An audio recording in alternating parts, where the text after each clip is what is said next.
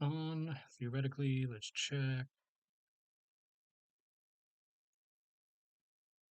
Mute myself, edit video. Yeah, this room is not the best for audio.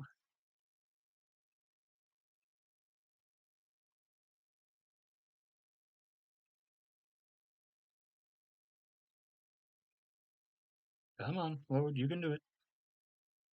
There we go. And control room. Come on. Come on. There we go. Live chat. Let's get everything relatively set.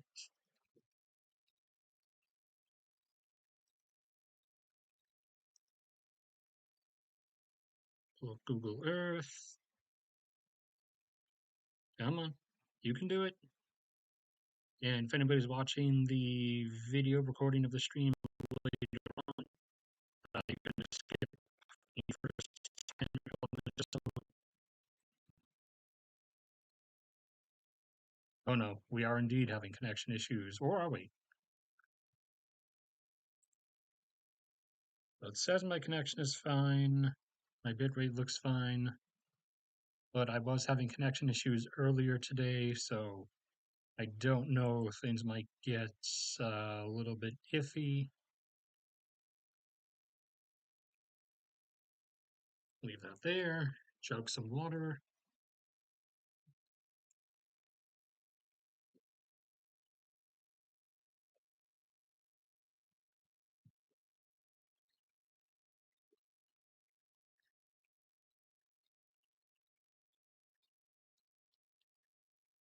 And all right, I said start time would be at 5:30 Eastern time, so you got about 10 minutes or so.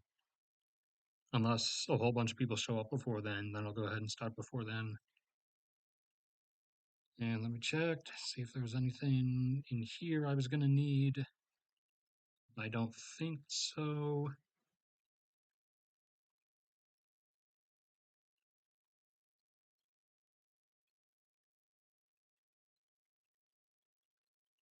No, it doesn't look like it.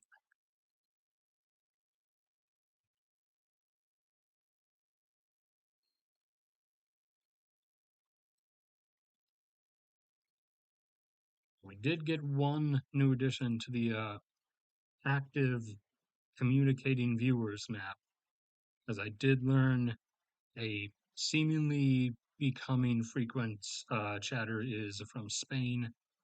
So Spain, you've now been added to the map, and I'm pretty sure I have everybody down. But if I don't, if I haven't gotten you or your country, then by all means let me know.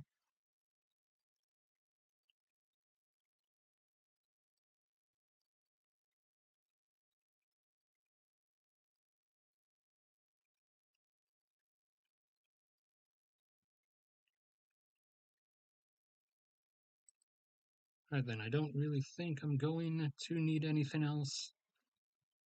And I can't actually show the graphs and stuff on screen or the charts from the Statistical Review of World Energy because the new owner, it's now done by the Energy Institute instead of BP. BP used to do it up until this year. The Energy Institute is really cleany with copyright stuff and said that they'll actually come after you if you show the charts and stuff on any kind of like monetized video without their permission, whereas BP didn't care. But yeah, so if you want the if you want to see like all the charts and stuff yourself, then you can literally just look up the Statistical Review of World Energy, and it's down here now under the Energy Institutes. So it should be the third thing there. And whoa, what is going on? Are you loading properly? There we go. And yeah, the download will be right there. But that's as far as, I can apparently legally show on stream without getting in trouble from them. All right. two, one speaker so far. We got another 8 minutes until I claimed I was going to start. We text Josh to make sure he's ready.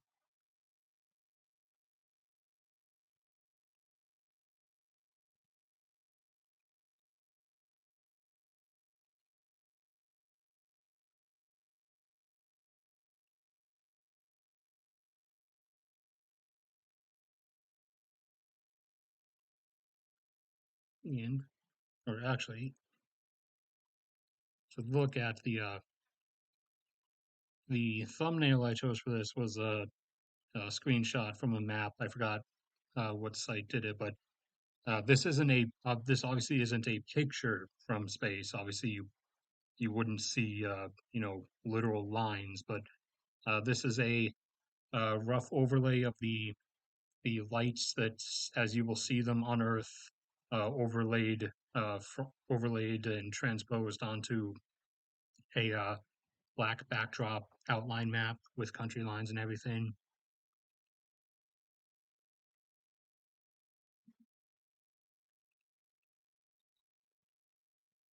And some stuff might be initially deceiving to some people.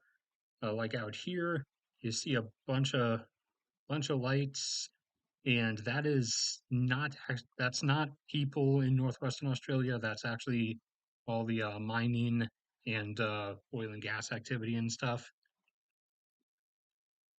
The same for back up home up on the north slope there around Prudhoe, and a lot of the upper stuff here in the northern part of British Columbia and Alberta and Canada.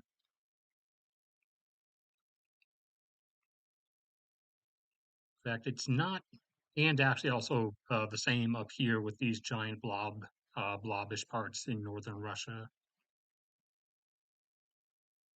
Uh, and actually, if they included everything, you would see a bunch of lights in the North Sea there and a bunch offshore here in the Gulf of Mexico. But this is a onshore only map. But for the most part, everything else is like actual like lights of inhabited civilization.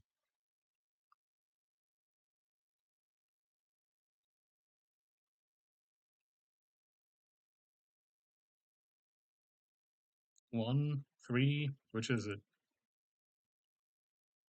I actually thought this would be like the big one that everybody would want to show up to. Is Josh alive? Possibly not.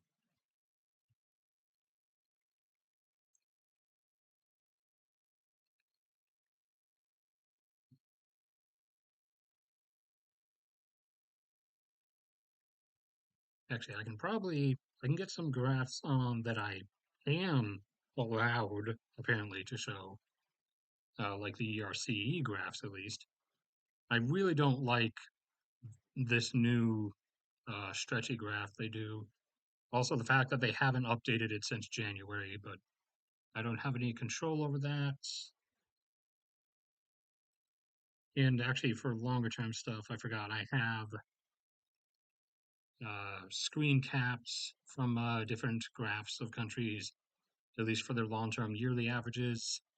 Although the for stuff like natural gas production, they do millions of uh, millions of cubic meters per year. So to actually get the regular cubic feet per day measurement, you have to do some math. But I already did the math. Like I actually spent like 4 or 5 hours yesterday just taking stuff down and doing a bunch of math just for all of this data specifically that we will be going through once we start in, looks like 4 minutes.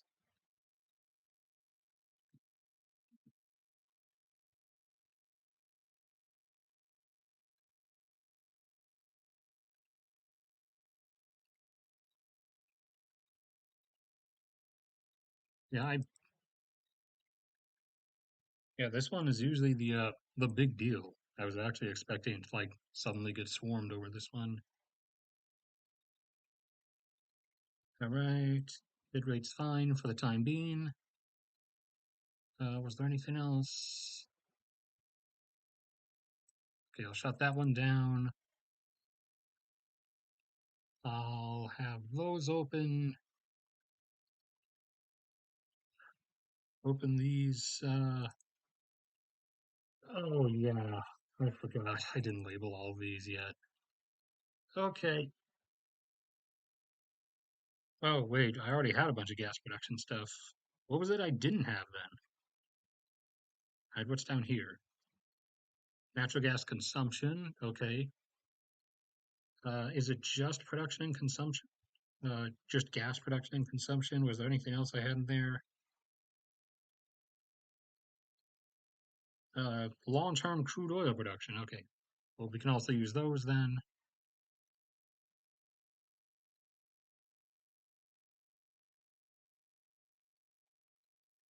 And no word from Josh, so I guess he's dead. Oh no, wait, I forgot. He's playing Final Fantasy 16 because he's a weeb.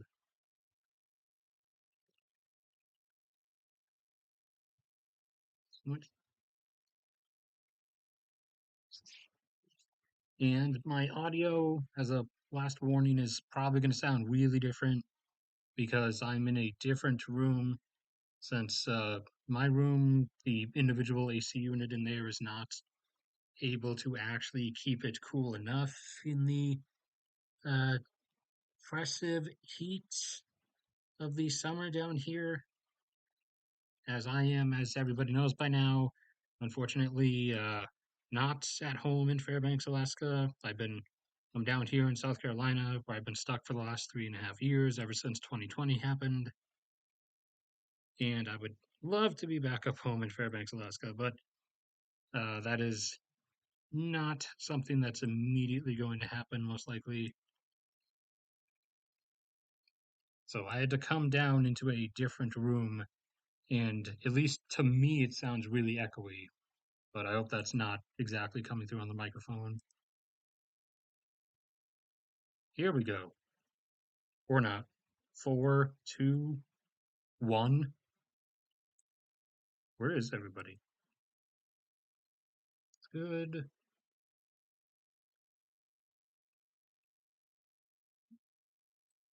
All right. Well, I'm going to start in 60 seconds, one way or another, whoever is here or isn't here. If anybody who isn't here, sucks to be you, I guess.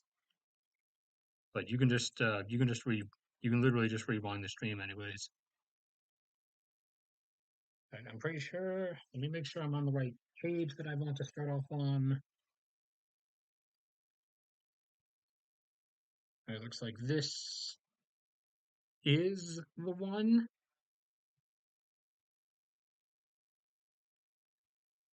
Uh, oh, that's what that page is. Okay.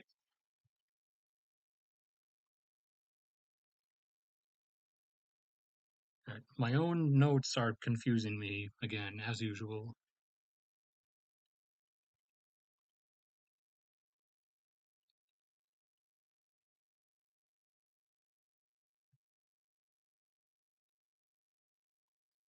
All right, anybody?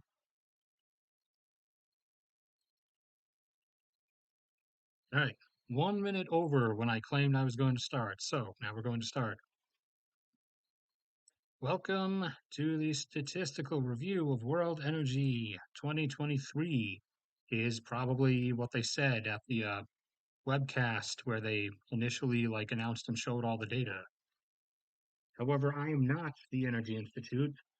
I am just Max Ogier, who is trying to wipe some dust off of his screen.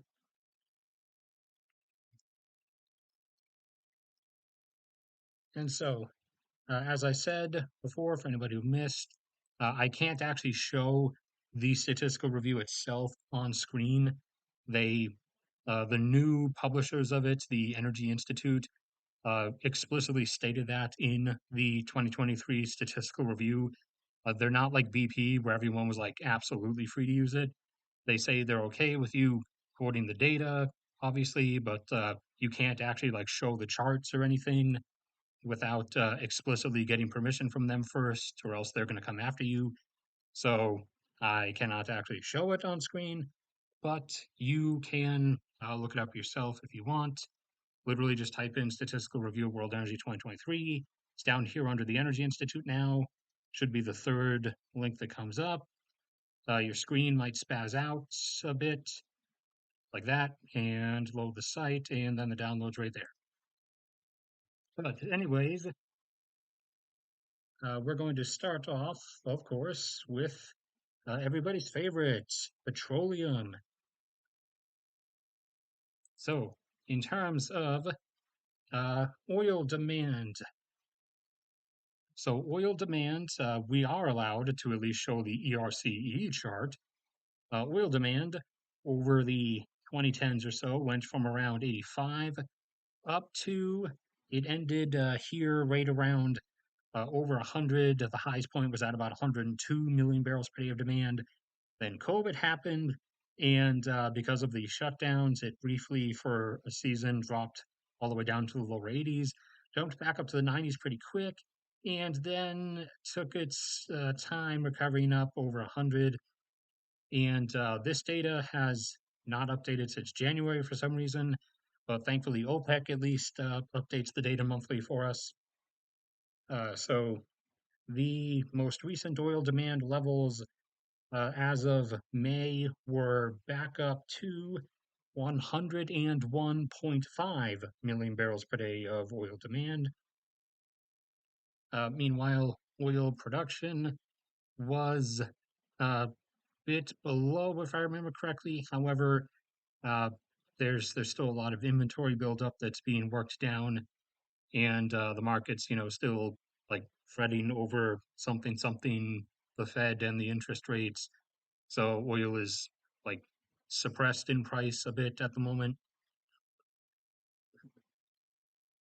Now, on the individual scene, on the global scene, the individual like categories that don't release monthly data that I otherwise do the monthly oil demand level update videos for you guys. The So I got some countries only do annual data, and I have those here, and also some groups of countries, as some don't release individually. So Central America, for all of Central America, that's that minus Mexico. So that's Guatemala, Belize, El Salvador, Honduras, Nicaragua, Costa Rica, and Panama. So all of Central America combined had back in the early 2010s, a demand level of 364,000 barrels per day. And over the last decade or so, now into obviously 2022, 2023, their demand level has continued growing and has now collectively between the seven of them exceeded 500,000 barrels per day, with their most recent demand levels now reaching collectively 506,000 barrels per day. And no one says anything. Okay, continue. And then down to the south of them, Colombia is actually now growing in demand level faster than I was expecting them to. Someone confirm in chat that you can hear what I'm saying, at least. I don't know exactly how messed up the new audio might be in this room, though the mic seems to say everything is normal. Colombia, back at the start of the 2010s, was around 300,000. 10 years ago, or 11 years ago, technically in 2012, it was at 333,000 barrels per day of demand for them. And now it is almost just up to 500,000, coming in right at the threshold, down by exactly one at 499,000 barrels per day of demand. Meanwhile, down here to the southwest of them, Ecuador, a country who formerly released monthly demand level data, however, has now stopped. So only have to get yearly data from them now. They, back at the start of the 2010s, were around 233,000 barrels per day, and they got up to the 260s. They had a crash during COVID, like everybody else did, and they have since now just recovered back up into the 260s and are at 265,000 barrels per day. I don't know if I have any of them in there. Okay, I was going alphabetically. That's going to make this weird. Oh, no, wait, that's natural gas. Natural gas consumption, crude oil production. What? I thought I had. Oh, yeah. Okay, never mind. Those are long term for crude oil production, not consumption. Okay, never mind. I was about to use those. And then South America, other South America, the category known as other South America, because most of the South American countries release individual data, but some don't. So, other South America, comprising Bolivia, Paraguay, Uruguay, Guyana, and Suriname. So, those five collectively, back at the start of the 2010s, had a demand level of a bit under 200,000, 194,000 barrels per day, and have over the last decade or so grown up to a flat 250,000. And based on their rate of growth, it would have been higher. However, some of them, particularly Bolivia and Suriname, have been running into internal economic issues, so to speak, that has held them back. Sounds fine. Okay, excellent. And then up here we have Europe, where a fair number of you are actually from. Usually, for most YouTube channels, it's a pretty disparaging, lopsided, lopsided viewership. It's usually like 90% US, 5% Canada, and then 5% the rest of the world. I actually have a much broader base than is the average. Apparently, I think it's like something like only 40% of my viewership is US, and the rest of it is actually pretty decently spread out. So Europe's oil demand level has been very gradually decreasing, and this is Europe excluding Turkey and excluding Belarus. So all the others, and because Europe, varies depending on what you consider different things. And if you consider Russia Europe, then no, Russia's not part of this either. So not including Russia, Belarus, or Turkey. So just all the others plus Ukraine, Europe collectively over the last decade or so, since the early 2010s, has declined from 14.08, close to 14.1 million barrels per day of demand on average, down by a modest bit, down to around 13 and a half, coming in at an average last year of 13.52 million barrels per day.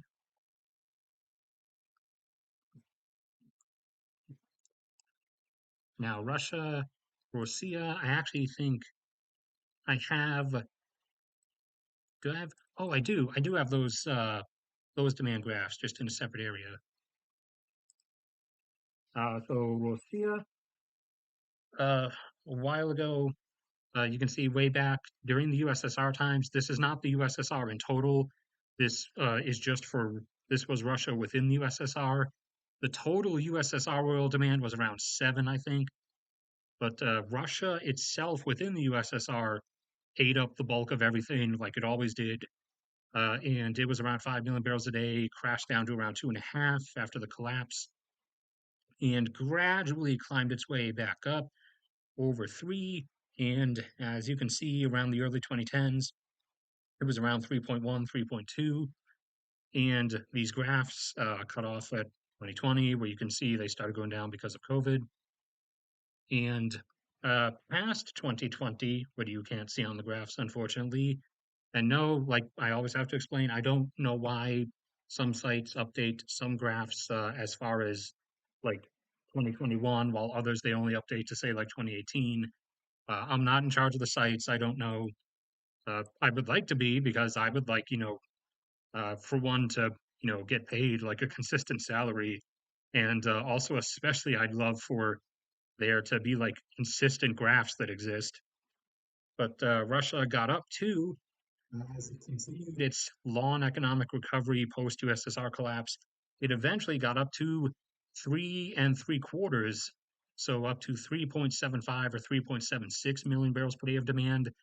And then last year it invaded Ukraine, and in the economic fallout from that, Russia, uh, apart from its uh, apart from its like other economics dropping that usually, implies your oil demand kind of follows that down. And so it did, down to, as of the last updates I was able to get, which was April.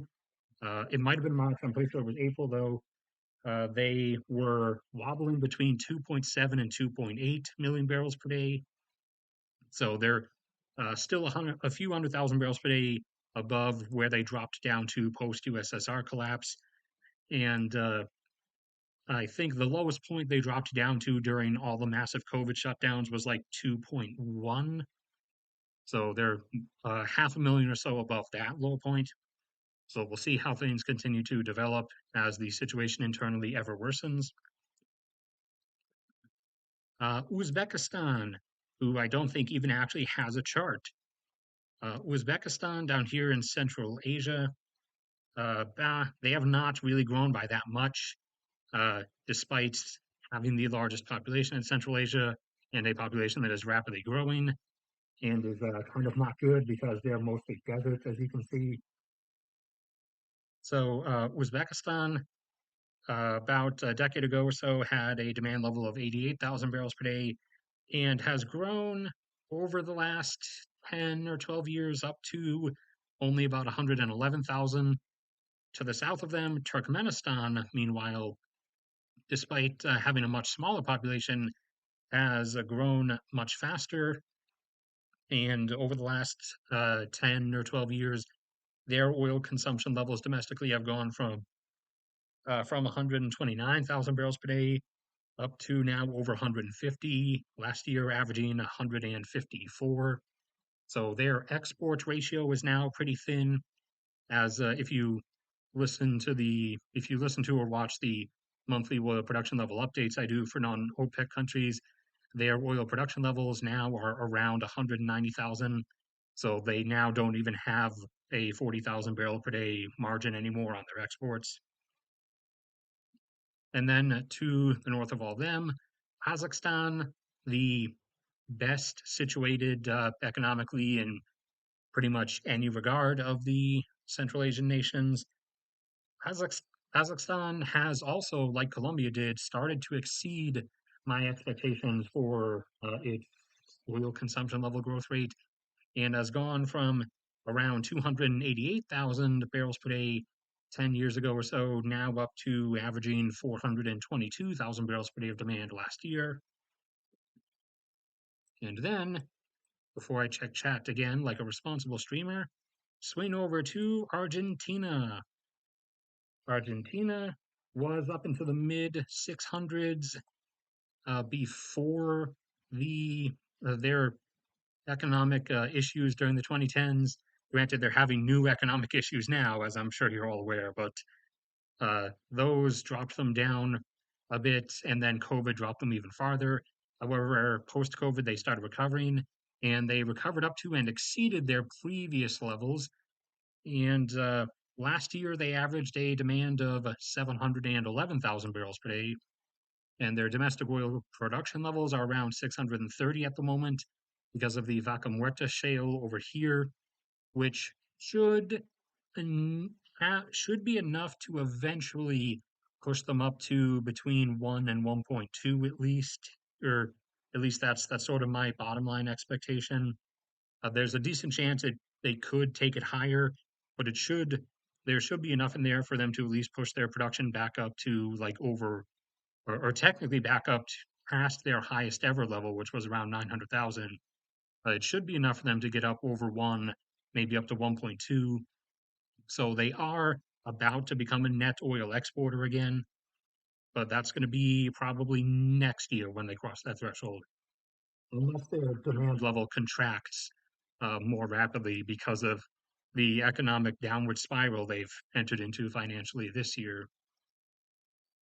Which one was this? Demand. Okay, this is demand. Did I get Argentina in here? I don't know. Netherlands, Taiwan, Iraq, Belgium, Kuwait, Portugal, Norway. I don't think I have Argentina. No. Okay. Well, uh, in compensation, there you can see Venezuela and Venezuela's massive plummet as they, fully collapsed societally inside, dropped from 800,000 down to only, as of the most recent months, they've been around like 250 or 300. Anybody out there? Yo-yo something?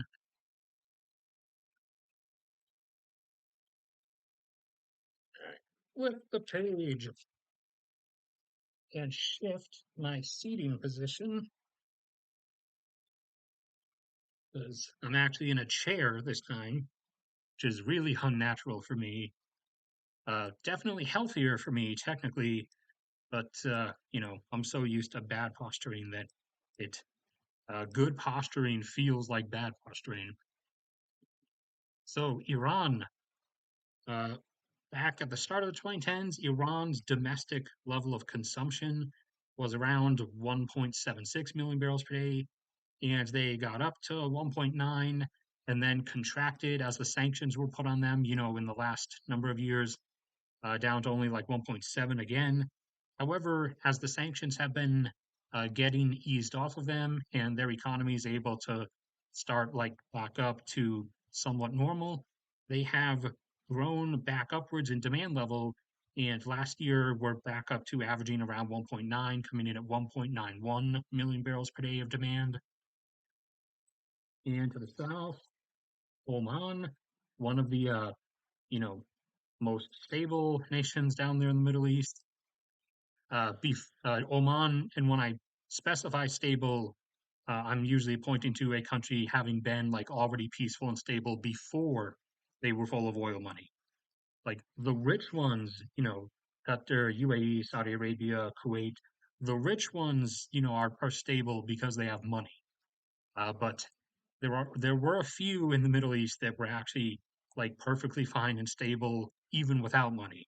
Like Jordan still doesn't really have a lot of money, but Jordan is perfectly fine. Oman didn't used to have a lot of money before they started finding and producing all their oil. But even back then, Oman was fine. Whereas their neighbor Yemen, uh, even though they did have a fair amount of oil, Yemen still went down. But Oman's domestic oil consumption levels internally have grown over the last 10 years from 154,000 barrels per day to last year averaging 226,000 barrels per day.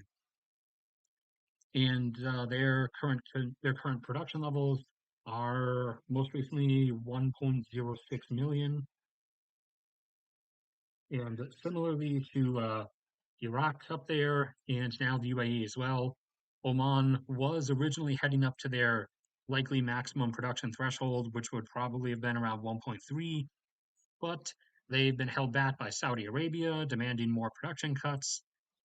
They're not actually in OPEC, while Iraq and the UAE are.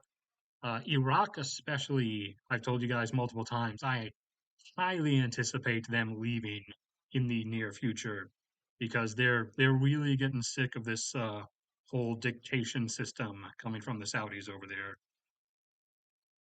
And then Qatar down here, small peninsula nation, they have grown, or originally they grew from 260,000 barrels per day of demand up to about 360, and that looked like that was going to be about it. That was about where they plateaued off. However, then COVID happened, they dropped, and over the post-COVID years, they've recovered almost all the way back up now to 347,000 barrels per day, and they're probably going to level right out at 360 again when they get to it. The UAE, meanwhile, just keeps growing. Even though their population is no longer increasing, they're not importing huge waves of foreign workers anymore. they're always still building new rich billionaire playground stuff and new, nearly kilometer tall skyscrapers just to show off the fact that they have money. So their oil demand is always going up, and over the last 10 years has gone from 766,000 barrels per day at the start of the 2010s up to last year averaging over 1.1 million barrels per day of domestic oil demand, hitting 1.13, which is, part of the reason I've already said multiple times why they wanted to up their plateau of production from 3 to 4, even though they'd only be able to hold a 4 million barrel per day plateau until the mid 2030s. However, they keep getting held back from that by Saudi Arabia. Uh, effectively, OPEC is just Saudi Arabia in terms of how much control anybody has. Saudi Arabia demanding more production cuts again.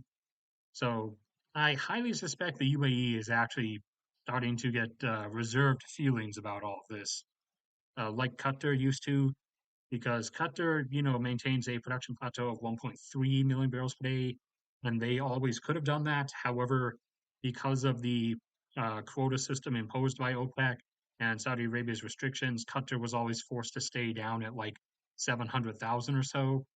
So Qatar eventually left, and I highly expect Iraq is probably going to, and there's honestly a growing chance the UAE might as well, because everyone's kind of getting sick of being held back when they have other plans. And then oil demand in Africa minus the four primary nations that release their individual data, those being Algeria, Morocco, Egypt, and South Africa. So, minus those four, the entire rest of Africa, 10 years ago had a demand level of 1.65 million barrels per day for the entire rest of the continent. And as of last year, they had grown by about half a million up to 2.61 million barrels per day. And then you can actually see even more of a stark contrast by removing Nigeria, even though Nigeria doesn't release individual data in the Statistical Review of World Energy for oil demand, but I have access to the monthly data, so you can do additional math here and find that if you then also subtract Nigeria, then the entire rest of the continent, minus those five countries, Morocco, Algeria, Egypt, Nigeria, and South Africa, minus those five, the entire rest of the continent has gone from a consumption level of only 1.25 up to a consumption level of only 1.56 million barrels per day. And then another one who's exceeding my growth rate expectations, although for not great reasons, is Bangladesh. Bangladesh has gone from 115,000 barrels per day of demand up to last year over a quarter million, 253,000. However, before that, they were at around 200.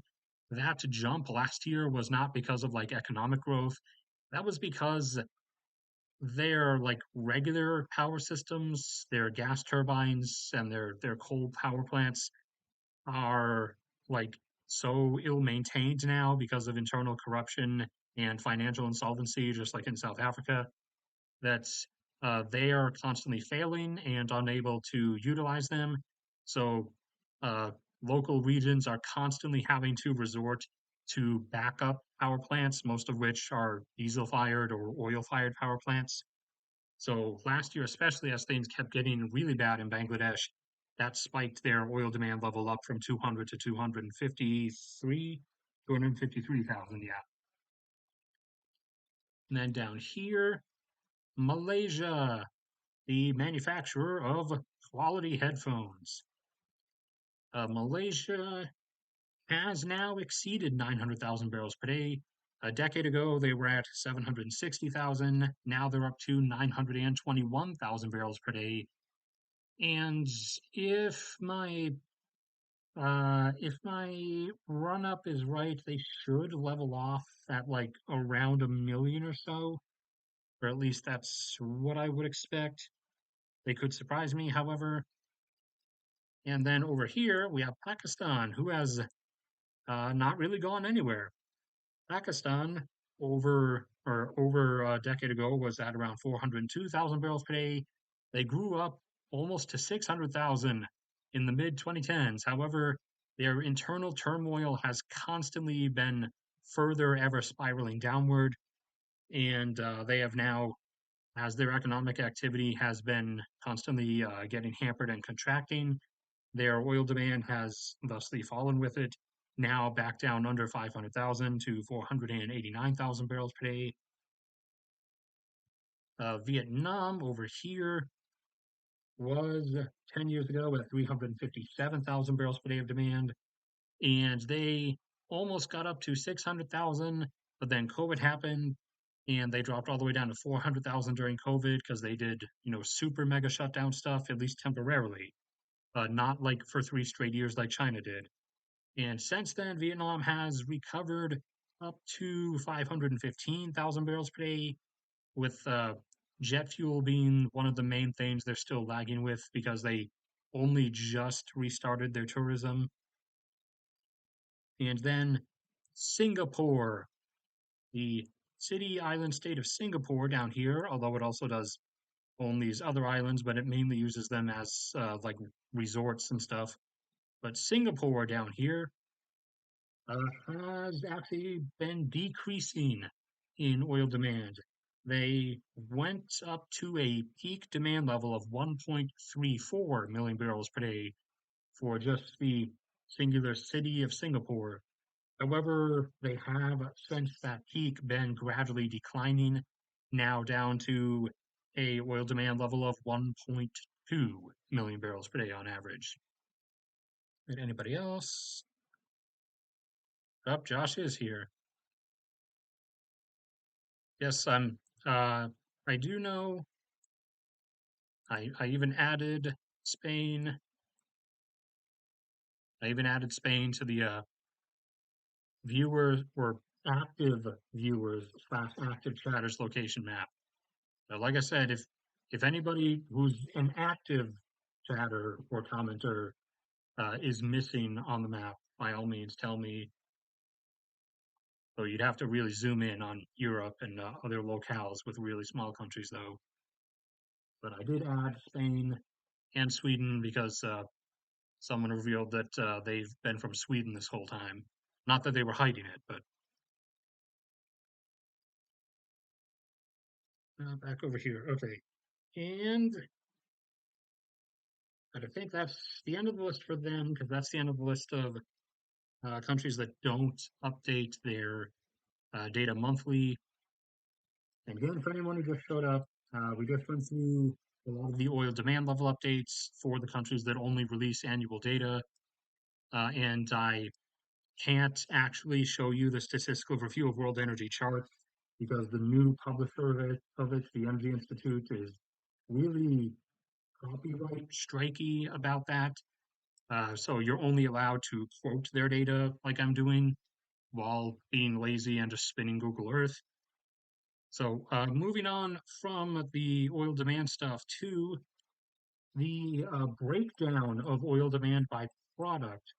So for the global total, global oil demand, as I said, is around 101.5 million barrels per day. And 10 years ago, on this chart that I actually am allowed to show you, it was down around 85. So back then, out of that 85 million barrels per day, 21.5 million barrels per day of that was gasoline, 26.1 million barrels per day of that was diesel, 6.4 million barrels per day of that was jet fuel, uh, 8.6 million barrels per day of that was fuel oil, which is is an umbrella for both marine fuel for ships at sea and fuel oil used by power plants. And the Middle Eastern countries switching over to natural gas fired power production is why you'll see the fuel oil demand numbers globally have gone down for the most part. 5.6 million barrels per day out of that 85 million 10 years ago was petrochemical production. 9.5 million barrels per day of that was a combined was asphalt, lubricants, grease, hydraulic fluid, and polypropylene plastic, which is the second most common type of plastic.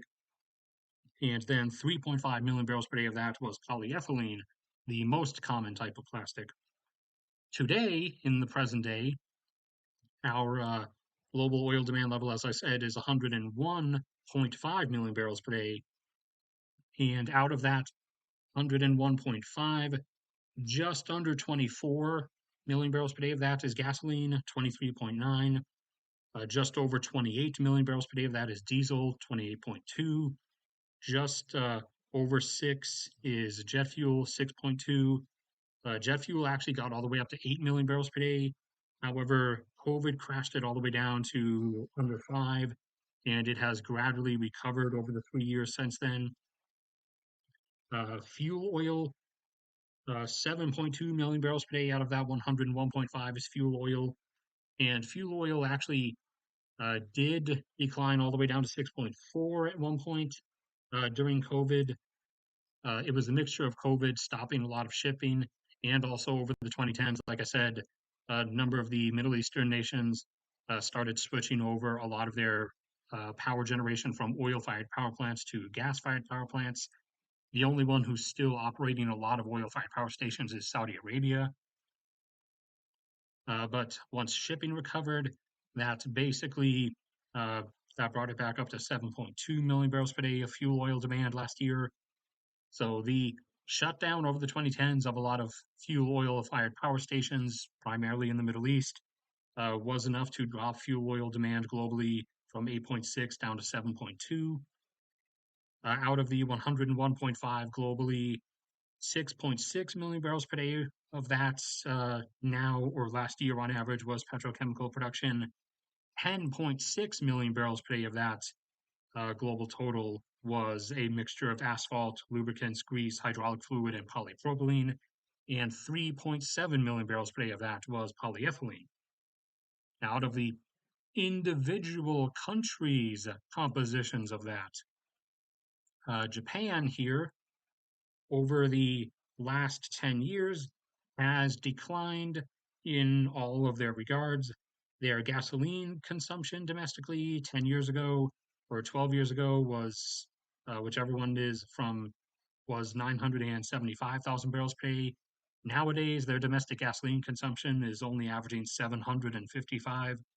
Their diesel fuel demand was 821,000. Now it's down to averaging 734. Their jet fuel demand was 537, and it only declined down to 500,000 just before COVID because Japan gets visited a lot and Japan ships a lot of stuff worldwide. During COVID, it dropped all the way down to 370 and only just started climbing back up. And last year was at 380 because only in the second half of last year did Japan start actually opening up to visitors again. For fuel oil, Japan had Japan's numbers look a bit wonky because they were around I think 400,000 and they jumped up suddenly to 826,000 in the Fukushima aftermath because they shut down all their nuclear reactors for a few years. So to compensate for that, they turned on a bunch of other stuff, some of which was oil-fired power plants. However, uh, since then, since then they have been turning back on their nuclear power plants, and so they have shut down those oil-fired power plants and dropped back down towards normal. Granted, during COVID, obviously a lot of shipping and stuff stopped, so they had a crash in their fuel oil demand for ships, and that is starting to climb back up and is now at 239,000 barrels per day as of last year. And their domestic petrochemical consumption has declined from 614,000 down to 549,000 barrels per day as of the average of last year. And then we swing over to India. India is obviously growing very rapidly over the last decade or so. Their gasoline consumption domestically has more than doubled. from 321,000 barrels per day up to last year averaging 679. Their diesel fuel demand domestically has grown from 1.4 up to 1.74 million barrels per day. Their jet fuel demand was 279 and was growing up into the 300,000s. Then it crashed because of COVID and has not recovered too much yet. As of the last year's average, it was 163,000 barrels per day.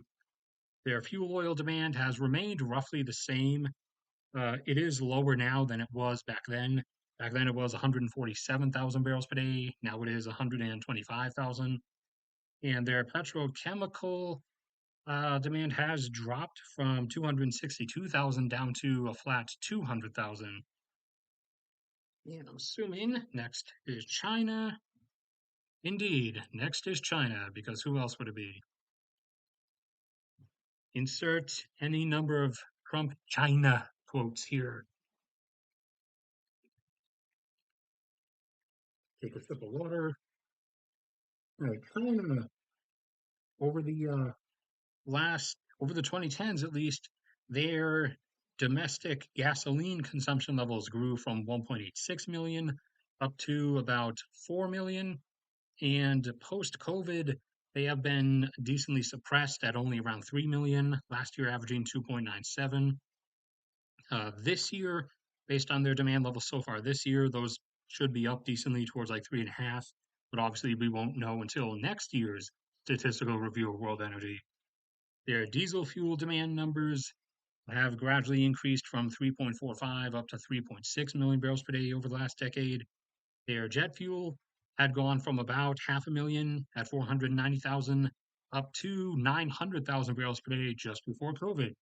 And then it crashed towards oblivion, and since then has been recovering like everybody else's, and is, as of last year's average, back up to 503,000 barrels per day. And as shipping to and from China obviously increased over the 2010s, their fuel oil demand for ships fuel was were increased from 560,000 barrels a day up to 706,000.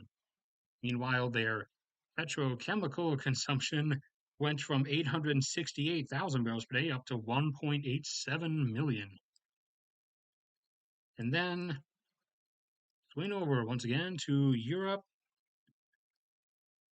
And this is for all of Europe, including, this is including the UK for anyone who started excluding the UK, and also including Turkey and Ukraine. Okay, so this is all of it, only minus Russia and minus Belarus. So for all of Europe, minus Russia and minus Belarus, Turkey included, gasoline demand has gradually decreased despite, even though Turkey is included in that and their demand for everything has increased over the last decade, it still does not outweigh the gradual decrease over the rest of the continent. So Europe total, even including Turkey, has their gasoline demand has gradually declined from 2.08 million barrels per day down to 1.99 over the last 10 years. Their diesel fuel has increased a little bit from 6.15 up to 6.34 million barrels per day. Their jet fuel demand has peaked and is it was 1.23, got up a little bit above 1.3, and has since been declining very gradually and is now at a flat 1.3 million barrels per day. Their fuel oil demand has decreased actually from 1.16 million barrels per day down to 852,000 barrels per day. And their petrochemical demand has dropped from 1 million down to 803,000. And then the mega consumer, obviously us over here in the US, the US averaging roughly around 20 million barrels per day.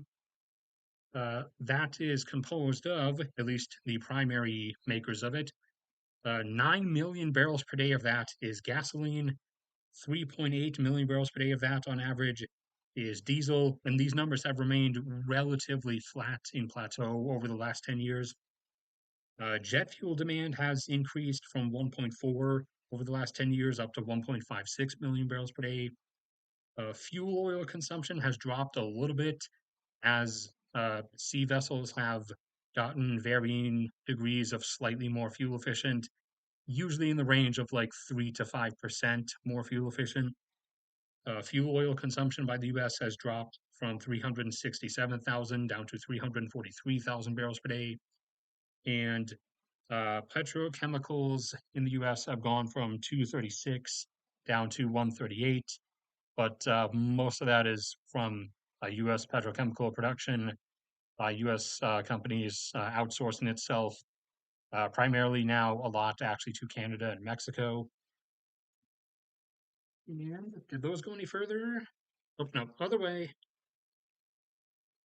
Uh, no, okay, that's the end for the breakdowns.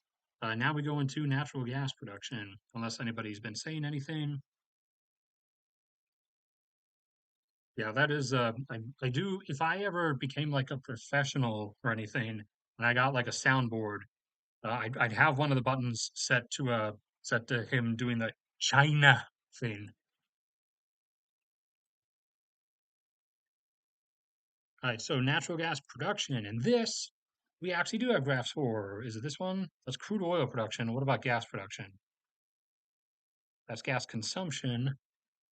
Was it under this one? No, that's oil consumption. Where's the gas production? Oh, there it is. I even have it properly labeled. Okay, so the first one is obviously the US. So the US, you can see over the long term, just like US conventional oil peak, it was back around 1970, it was gradually decreasing, increased a little bit as we started pushing into the Gulf. And then later 2000s, the shale fracking started. So US natural gas production over the last 10 years has gone from around 70 billion cubic feet per day. And again, I'm sorry, I don't control these graphs. I don't know why they chose to stop at 2020, but has gone up to just over 110 billion cubic feet per day, fluctuating between 111 and 114, which some of you have been around for a while might recall is was one of my calls long term that I've been saying for a while. That was probably going to plateau out in the 110s, which it seems to be doing. As for the last, I think, 2.5 years or so, it's basically been sticking there now. And the only one that's really pushing upwards is Haynesville, and that is starting to drop in the rate that it's increasing. And accompanying gas from the Permian oil shale. However, that is also starting to wind down. Turkmenistan should be here. Yeah, Turkmenistan's been all over the place. And again, like I said, the gas production graphs and gas consumption graphs are in million cubic meters per year. So to translate all of this, you have to do a bunch of math to get the cubic feet per day, which is, the usual standard measurement. However, you don't have to do the math because I did it for you.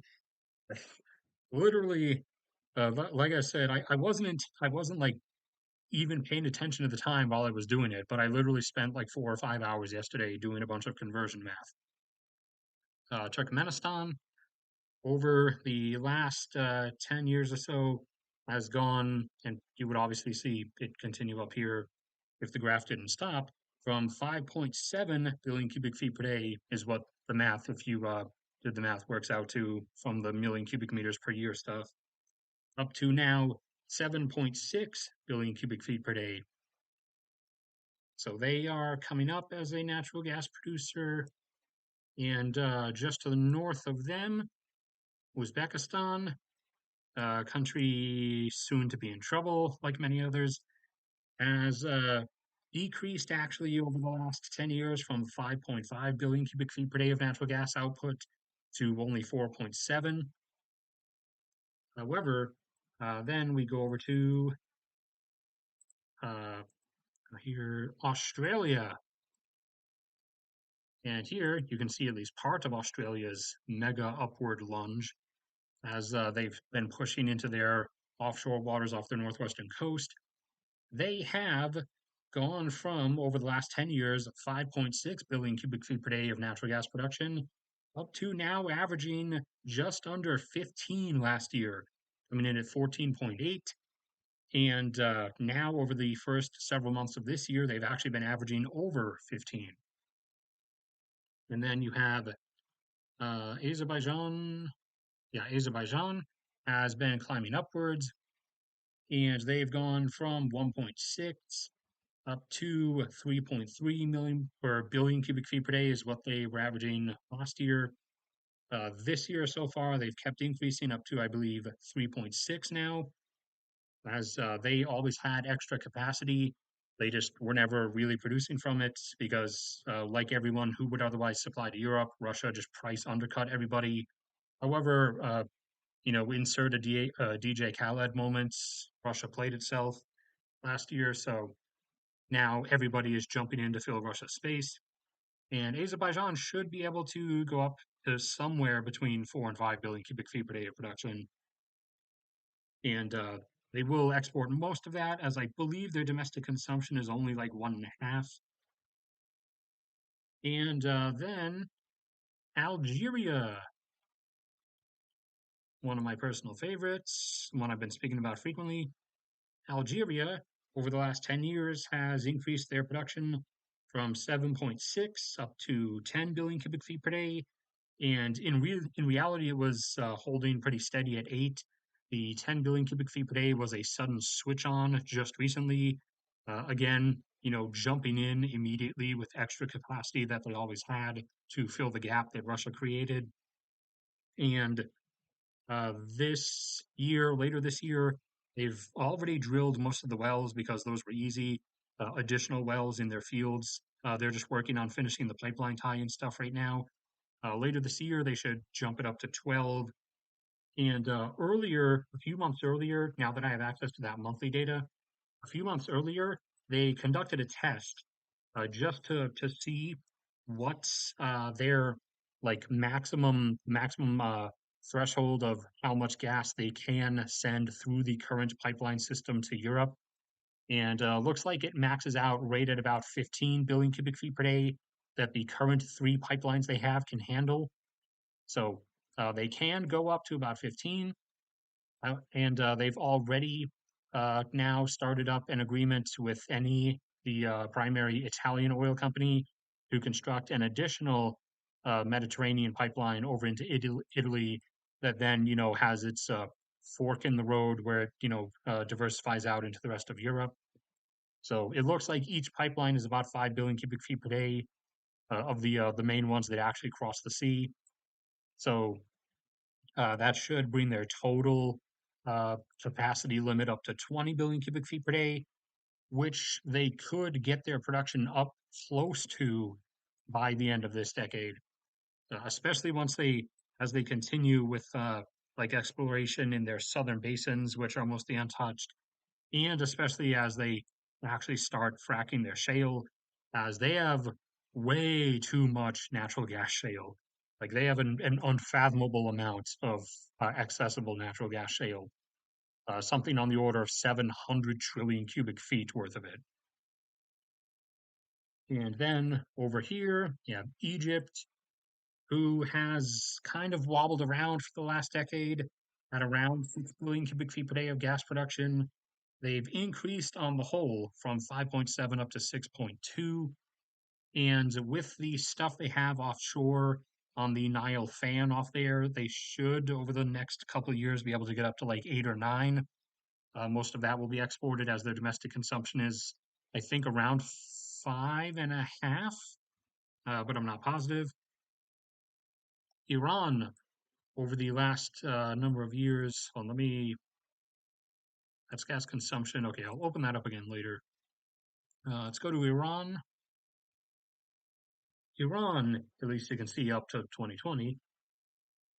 Iran, over the last decade or so, has gone from 15.2 billion cubic feet per day of natural gas production up to about 25, and 25 is where they're starting to plateau.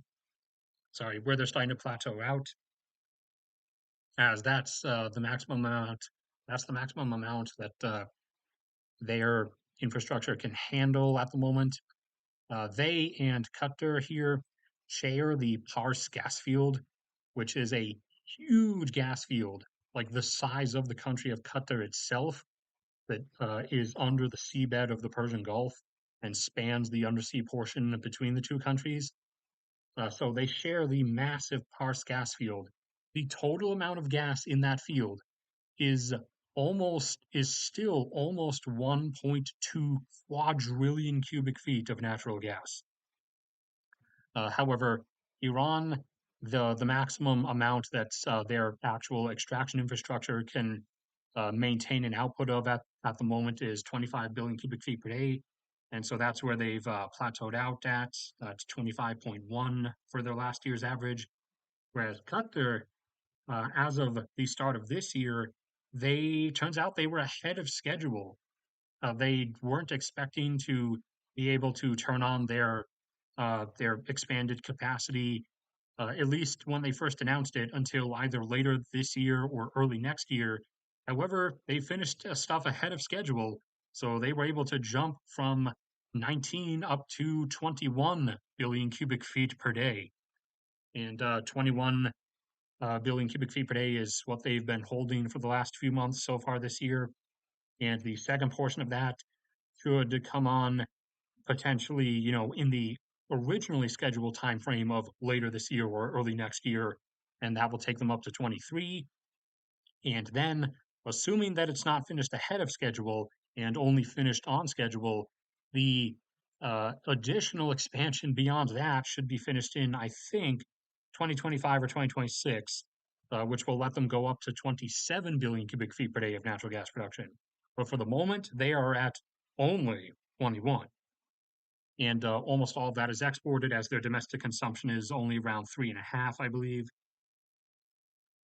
And then from there, or do I have them on here? Let me see. Netherlands. No. Okay, I don't have the Netherlands. So the Netherlands, I know some of you are from the Netherlands, I think. Why do you have to show the roads? This new version of Google Earth doesn't let me turn the roads off. But the Netherlands, you guys are pretty dumb. So, in light of all your natural gas supply issues in Europe, the Netherlands is still deciding to shut down the Groningen gas field because they are still convinced by pseudoscience that oil and gas pipelines and drilling causes earthquakes. Because, in a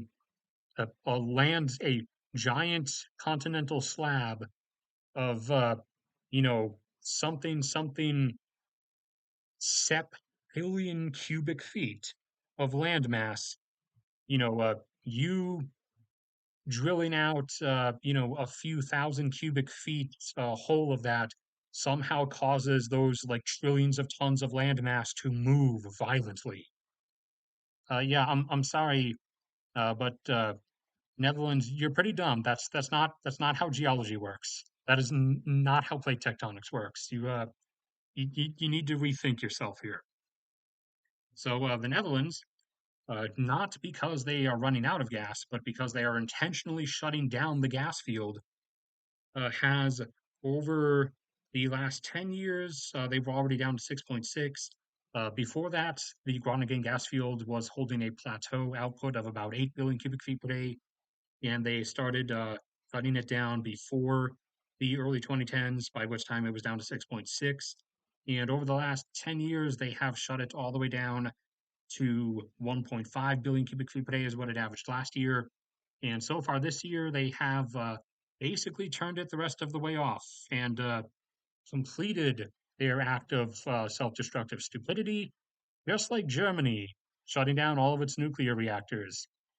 And for all of their obsessive talk about green and, you know, low carbon emissions, Germany shut down their nuclear reactors and replaced that electricity generation by turning on a bunch of coal-fired power plants. Congratulations, Germany. There's no stupidity or hypocrisy here whatsoever. You are just brilliant. Then up here, you have a smart country, Norway. I like to refer to them as European Alaska, one of the countries on my list of places I would visit if I actually had money. Norway has been plateaued roughly for the last decade. They went from 11 up to about 12 billion cubic feet per day and have mostly stayed there. Uh, Last year, they averaged 11.9. And with the various new gas fields they'll be adding and continued addition of accompanying gas from oil fields that they are expanding the production capacity of, over the next few years, they should be taking their gas production capacity up to at least 14, but including the stuff they've been finding out here on the mid shelf. Once they start bringing that online a few years from now, that should also be boosting them up towards more 15, maybe 16, but we'll have to see. And basically, like almost all of that is just exported to Europe because Norway's domestic consumption is only about 400 million with an M cubic feet per day. Brazil is a bit of an enigma. Brazil could be producing more gas. They don't have a lot of straight up gas. Most of their stuff is oil, but there is almost always gas that accompanies oil in an oil field. And they could produce that gas, but they usually don't install the like capturing stuff to get the gas as well. A lot of times they just flare it, or sometimes even worse, they just release the pure methane itself into the atmosphere. But Brazil uh, only got up to at one point during the 2010s, producing 2.7, even though there should be a few billion cubic feet per day more accompanying their oil production. But again, like I said, they just don't install the additional infrastructure to capture the gas along with the oil. And so their gas production has actually declined a bit, despite their oil production increasing, and is now down to 2.2 billion cubic feet per day. And I should check chat just to make sure.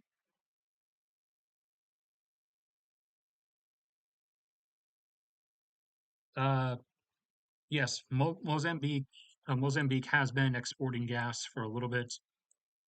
They are, I believe, their production in total. Their data is not released with the Statistical Review of World Energy yet. However, they do release their monthly data with the JODI organization, which I've now gotten hold of and started publishing. Uh, Mozambique is up to, I think, either 1.5 or 2 billion cubic feet, 1.5 or 2 billion cubic feet per day of natural gas production, and consumes a couple hundred million of that domestically. Then the rest gets sent out via LNG tankers.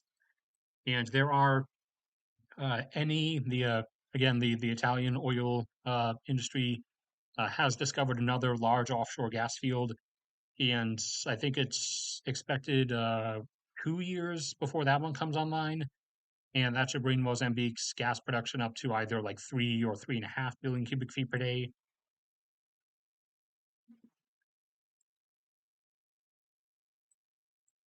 China is, as I said in the monthly update video as well, China is ever failing to chase after their demand as they just don't have enough gas to produce.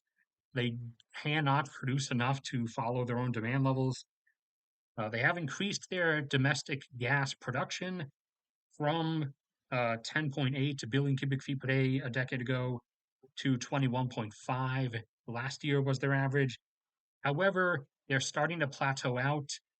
The rate at which each year they increase their production is dropping pretty quickly. Meanwhile, their domestic gas consumption is way above that, up at 36 or 37 billion cubic feet per day. So they are stuck, having to run off of like almost double digit billion cubic feet per day LNG imports. The UK, a long time ago, at the height of their North Sea production, was up at like 7 billion cubic feet per day. By 10 years ago, they had already declined down to 3.8. And over the last 10 years, As you see with their like oil production as well, they've gradually stalled it by reluctantly starting to go into their northern waters because they keep swinging in and out of green environmentalism mentality. Sometimes they do more exploration, sometimes they don't. It's hit or miss. So they've been it's been enough to stall their decline though, and they've only dropped from 3.8 down to 3.7 billion cubic feet per day of gas production. However, their domestic consumption levels are up around like 8 or 9 domestically. So they are, relying on piped on uh, basically Norway keeping their gas demand afloat.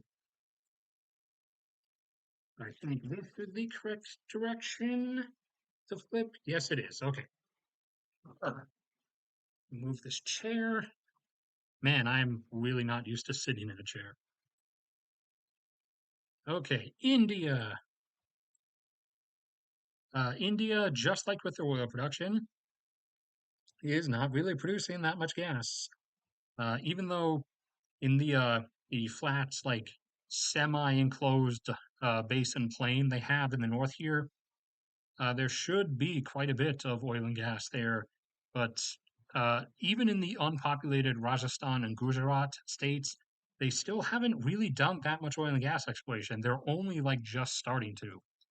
They've most of their stuff has only really been focused offshore of Gujarat, but their gas production has actually declined over the last 10 years from 3.6 down to 2.9 billion cubic feet per day. Indonesia, down here, meanwhile, as I pointed out, just like Malaysia, almost certainly has a huge amount of gas offshore here because gas and large amounts of natural gas is what you tend to encounter when you have a large, mostly flat mostly flat, shallow offshore area, which is why offshore of Australia up here, gas is pretty much all that they're finding. So the same is true for Malaysia and Indonesia. And Indonesia is just now finally starting to bring some of that stuff on. However, uh, before doing so, they had declined from 7.6 down to 5.6 billion cubic feet per day. However, starting this year, they should be going up as they start bringing those fields on. And to the north of them, Malaysia, over the last 10 years, has gone up from 6.7 up to 8 billion cubic feet per day. And over the next few years, they should get up into double digits and start being a major exporter. Saudi Arabia has only increased their gas production, or really their gas capture levels, accompanying their oil production as they created a domestic demand for it, as they started switching their power generation from oil fired over to gas fired power plants. And over the last 10 years, they've increased their gas production from 9.1 up to 11.6 billion cubic feet per day. And, if you're asking, surely there must be more accompanying gas. What do they do with it before they themselves create additional demand for it? They just flare it. That's the usual answer. I mean, that's what Iraq's done for 5 decades with their natural gas production that accompanies their oil. They just flare it.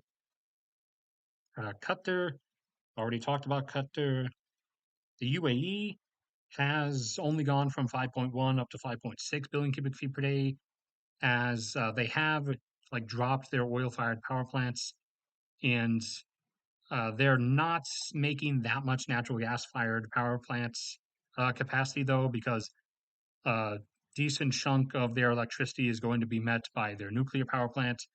Two of the four reactors have now been turned on, so that's about 3 gigawatts of power generation that is now supplied by that. Oman, to the south of them, has increased from 2.7 up to 4.1 billion cubic feet per day. And I believe they consume about two of that, as that's their primary power generation source. Russia has had a fun trip.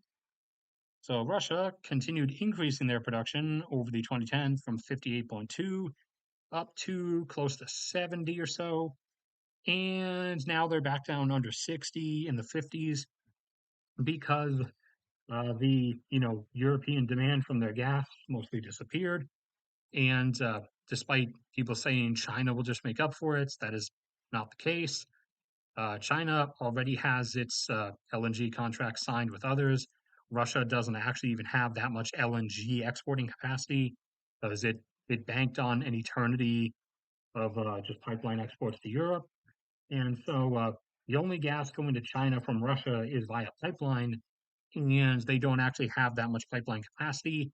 And that additional capacity they said they were going to build is now probably never going to be built because Russia is going to implode on itself. And China is inevitably going to bring itself to the same fate when it starts going for Taiwan. Mexico has, just like their oil production, their gas production has been in terminal decline. But just like their oil production, efforts here and there, off and on, have stalled it a few times, even made it rebound by a little bit.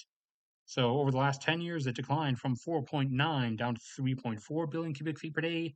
But over the last year or two, they've managed to bring it back up to 3.9. Canada, meanwhile, over the last 10 years, gradually, excuse me, I didn't click on that. Canada, meanwhile, over the last 10 years, has brought their production initially from 14.5 up to 18 billion cubic feet per day. However, as of this year, data like more ahead of the Statistical Review of World Energy, they they've actually just brought on additional stuff that's put them over 20. And then Argentina is making their way up because of gas that beneath the oil for the application. They're now up to 4 billion feet as they're constructing additional gas capture infrastructure at that shale so that they can stop flaring and actually start producing the gas and exporting it for sale. And I think it should take them like a year, they said, to build that additional pipeline setup. So by the middle of next year, their production will then abruptly jump from 4 up to 6 billion cubic feet per day. And looks like that's the end of that one. But on the global scale, for the global total, natural gas production worldwide over the last 10 years has gone from just under 322 up to now 391 billion cubic feet per day of natural gas production worldwide. So that is 1 trillion cubic feet of natural gas production and consumption every 2.5 days or so. Let me take another sip of water.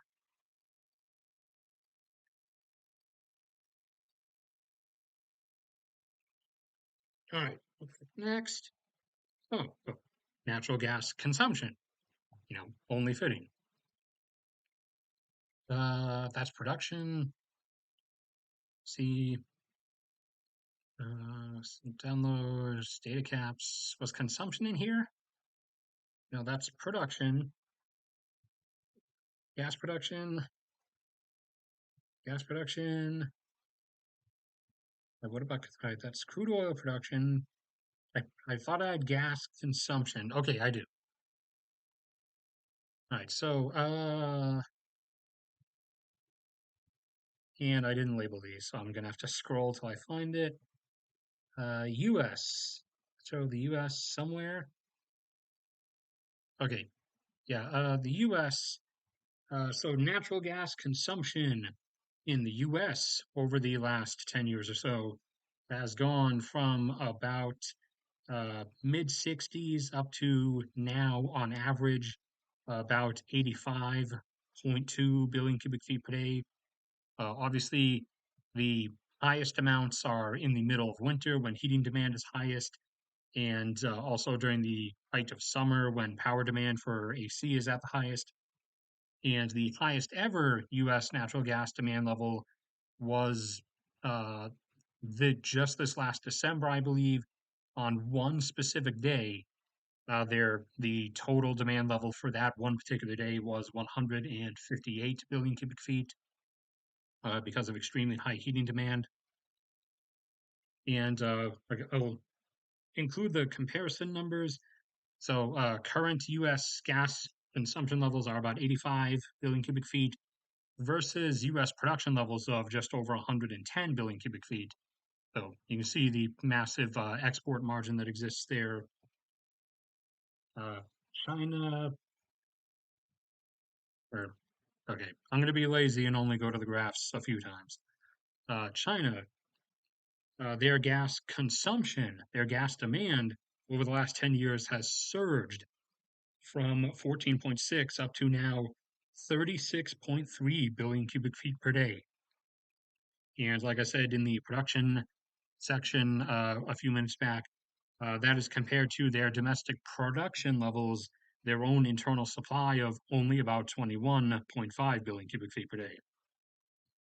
Mexico, meanwhile, has increased in demand over the last decade from 7.1 up to about 9.3 billion cubic feet per day. And that 9.3 is uh, versus their domestic production of only 3.9.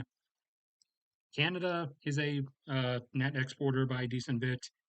Their internal consumption has gone from 9.6 up to 11.7, and that is 11.7 versus their production levels, which are now up over 20. Russia's own domestic gas consumption has also been dropping by a decent amount as their economic activity obviously has been contracting over the last year. However, before we got to last year, Russia's gas consumption levels gradually increased from 41.5 up to 46 billion cubic feet per day on average. And now it is unstable and tumbling its way down as their economic activity contracts. And it's back down to actually now just under 40. So there is that portion, that portion that would be off of their production. So that would be, you know, ideally an extra 6 billion cubic feet per day that they could then export for cash. Uh, but like I said earlier, the problem is no one's actually buying it. China would buy it, but they can't actually really get it to China. And then the UK, their gas demand is 7, and it's actually gradually decreased over the last 10 years from 7.4 down to 7.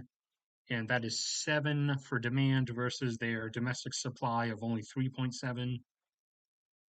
Deutschland, over the last 10 years, went from 7.8 up to 8.9 billion cubic feet per day of gas demand until last year, where to conserve gas, they decreased their gas consumption to around 7.5 for the average over the year. And all of that is obviously compared to their domestic gas production of basically nothing, although they do still produce some from their small portion of the North Sea, I believe, around like 200 million cubic feet, million with an M. And then in France, their gas consumption has gradually decreased over the last decade from 4.3 down to 3.7 billion cubic feet per day.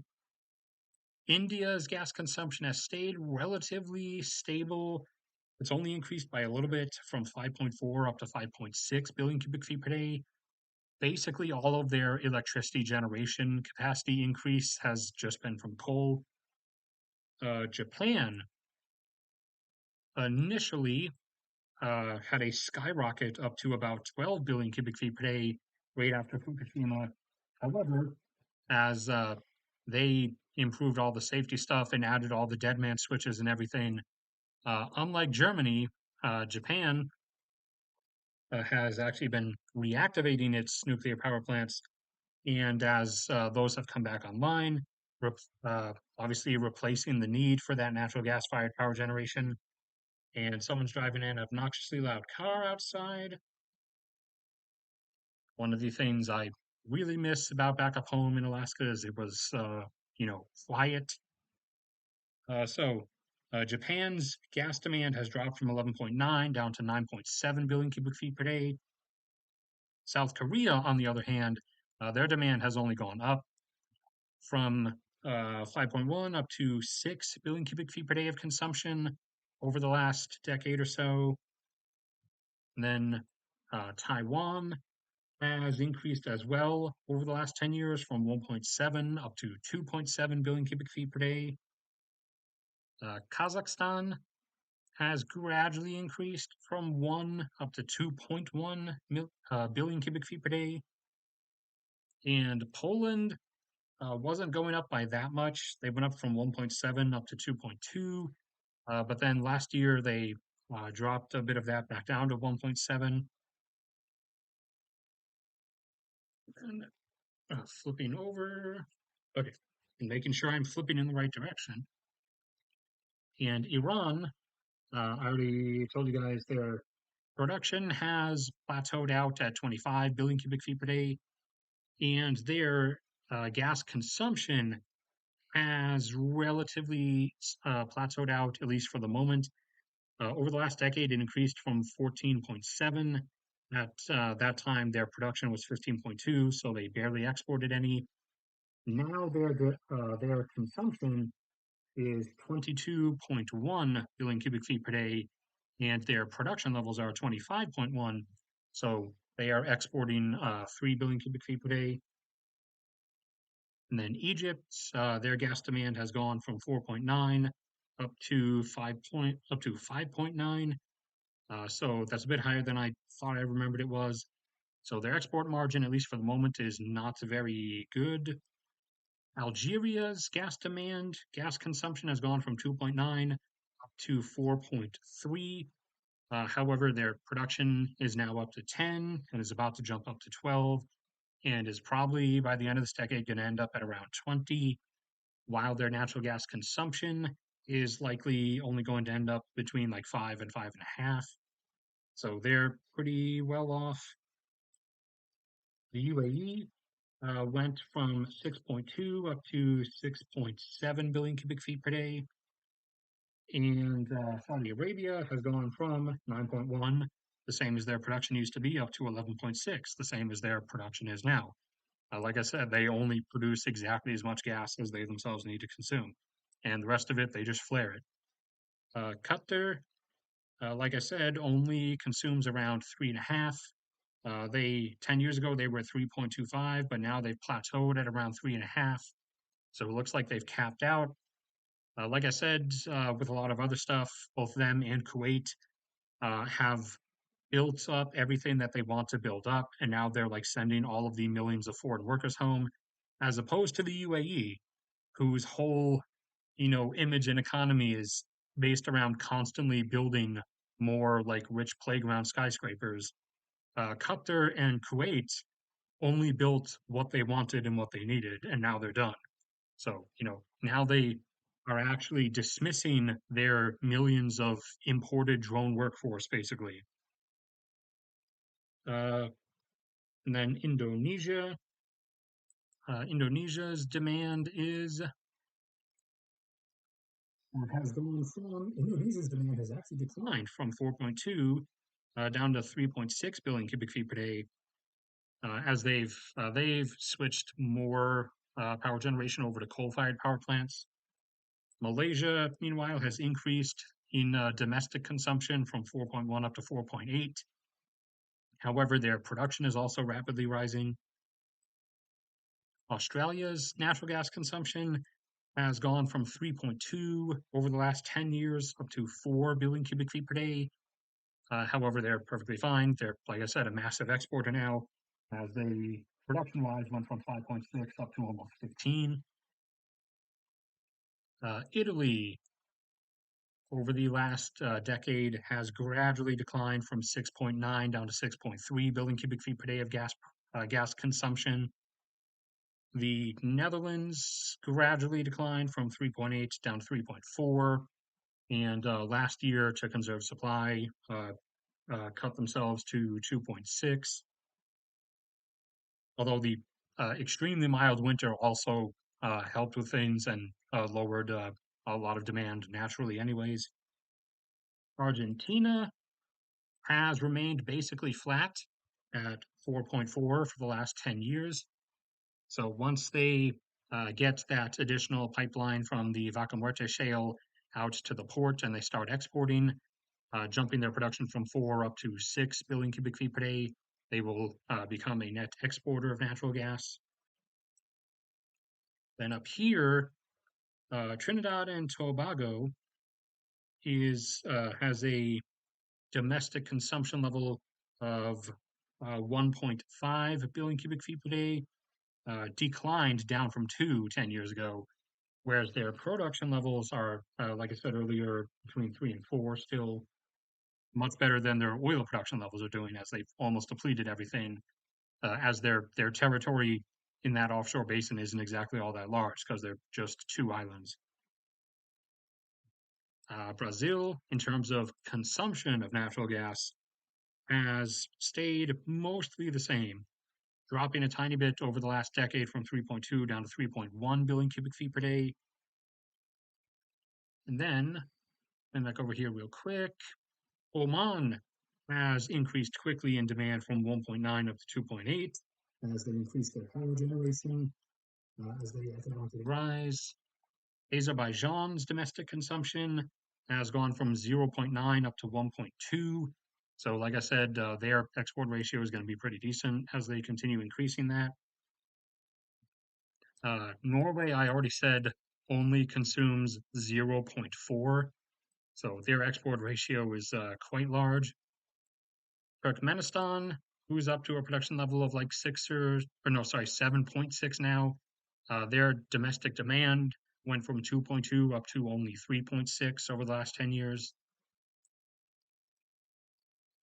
Spain's natural gas consumption levels have stayed roughly the same for the last decade, right at 3.2 billion cubic feet per day on average. Turkey's natural gas consumption levels have gradually increased from 4.2 up to a flat 5. And Europe collectively, minus Turkey and Belarus, so excluding those two, and obviously excluding Russia, but everybody else, collective Europe, uh, stayed kind of the same for the last decade, but gradually decreased from 50.6 down to 49.7 billion cubic feet per day of average consumption, with the exception of last year, when they constrained a lot of stuff to save supply while they were working out all the new supplier arrangements. So last year they brought the average down to 43.3. This year it's probably going to go back up again. Uh, Probably not up to 49.7, but maybe up to like a flat 49. But we'll see when the time comes. And time for more water and to actually look at the chat.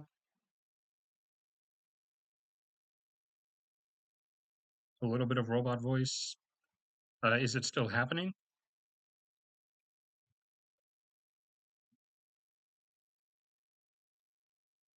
Spain.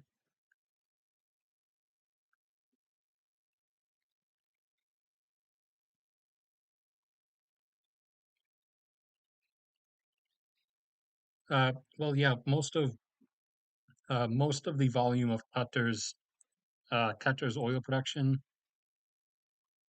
Qatar's oil production predominantly comes from one field, one large field, and it's right here along this part of the peninsula, and most of it is onshore.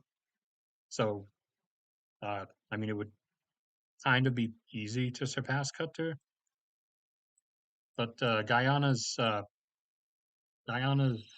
third field is starting up in the second half of this year. They are currently at 380,000 barrels per day of production, and the third field starts up later this year and comes to full production in the early part of next year, and it should bring them up to somewhere between 550 and 600. We'll see when it gets there. And now we have reached time for the electricity demand levels. The average demand load on each country's electricity grid at any given time. Oh, now it's claiming I have a 0 audio bit rate. Do I? No, I have a normal audio bit rate. Is is my voice still doing robot things, Josh? Or can you not hear me? I better not have secretly disconnected without my knowing about it.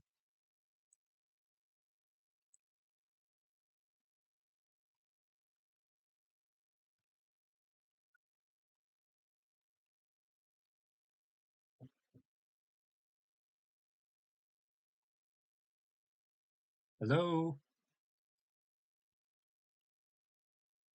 Am I still here at all? Anybody?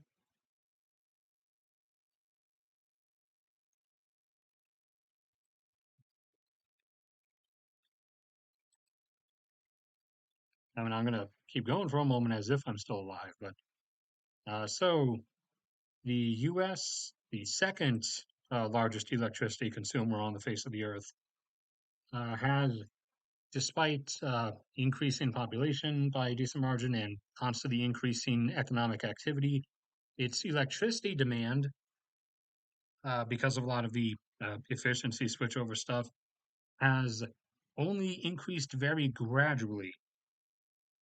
10 years ago, the U.S. average electricity demand load on the grid was around 492 gigawatts of demand load at any given time, and as of last year, it was averaging around 519.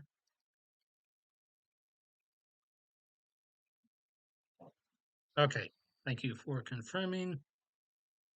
Although everyone seems to have left, that should have been 20 minutes ago. What was I talking about 20 minutes ago that sent everybody away? Was it Canada again? Because because that happened last time. Like when I started talking about Canada, like half of everybody left.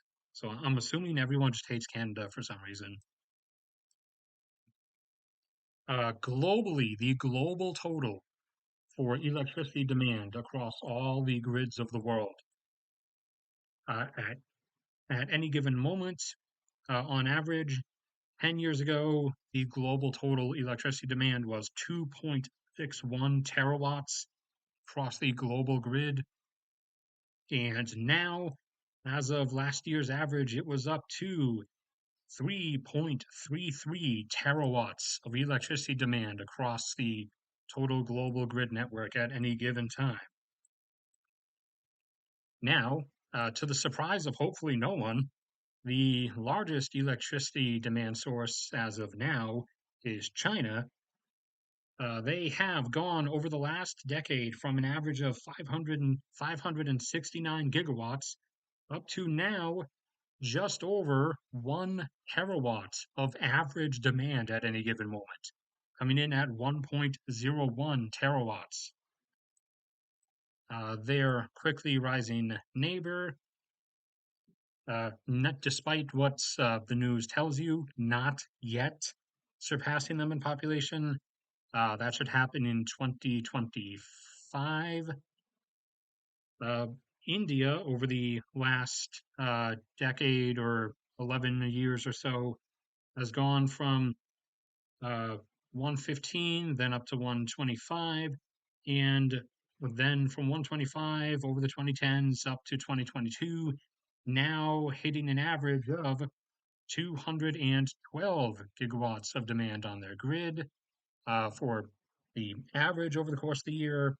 Obviously, much lower during cooler months by their standards of cool or cold at least, and much higher during the summer months. Although the extreme numbers that it stays at during the summer months, because even at night it doesn't really cool down during their summer. Uh, the extreme highs that it stays at during the summer months causes it to be kind of lopsided. And they broke their record high demand level again just recently. They hit a demand load of, it was either 223 or 224. And then Japan, over the last 10 years, get those dotted lines off. Goes away. It goes away.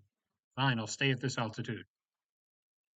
Japan over the last decade has gradually declined in electricity consumption from an average demand of 126 gigawatts on their grid at any given moment down to an average of around 118 now. Russia over the last 10 years gradually increased from 122 up to about 133.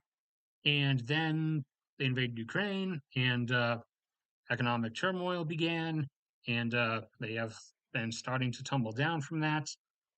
I won't be able to see those numbers until next year, unfortunately, because they're not one of the ones that releases regular monthly data. And even if they were, they've started to shut down all of their data releasing stuff. Germany, Deutschland, over here has gradually declined in demand level over the last decade from about 72 down to averaging only about 66 gigawatts of demand on their grid. France has only declined a tiny, modest bit from 64.5 down to 62.5. And during some of the COVID stuff, they dropped as far down as like 53. South Korea has still gone up from 61 up to 71 gigawatts of average demand. Although for some reason, for the last couple months, they've been like down in the 30s. So I don't know what's going on over there, or what all like how much is shut down, or for what reason. Get over to Mexico. Mexico, as I said in that post I made on the channel, Mexico's average grid demand is close to 40. Over the last decade, it's climbed from 34 up to about 39. And just recently, a few days ago, they went up to record demand levels, exceeding 75 gigawatts of demand load on their grid, which was dangerous for them, as their total capacity across the whole country is only 80 gigawatts, whereas you would expect it to be about 100, as most countries, most developed countries, fully functional, for safety, maintain an average standard of about 2.5 times their average demand level in total grid capacity. For example, uh, just like I said in the post, US average demand is around 500. US total generation capacity is around 1.3 terawatts, so over 2.5 times that. Canada has maximum generation capacity upwards of like 160, while their demand is only like 170. Uh, and then China has, average demand uh, of 1 terawatt now, while their total generation capacity is around 2.5. So most, at least, fully developed nations tend to, for safety, maintain about 2.5 times their generation capacity versus their demand level. Mexico only has about 2 times their average demand level and generation capacity instead of 2.5. So it would be highly advisable for them to expand that, further, especially since their domestic demand is just going to be increasing anyways. Brazil, over the last decade, has increased from 63 up to now 77 gigawatts of average demand. And we'll go over the individual compositions of power generation in a few minutes. But for them, something like 60 to 70% of their power generation is all from hydropower. The UK has gradually decreased from over 41 gigawatts of average demand down to only 37. And even in the last few months of this year, they've been down in the lower 30s even, except for like 2 days ago, they spiked back up into the upper 30s. So, I was going to make a jabbing joke for my UK viewers about like, watch out with your power demand levels there, or someone might actually think you're an industrialized country. Don't get mistaken for a developed nation there.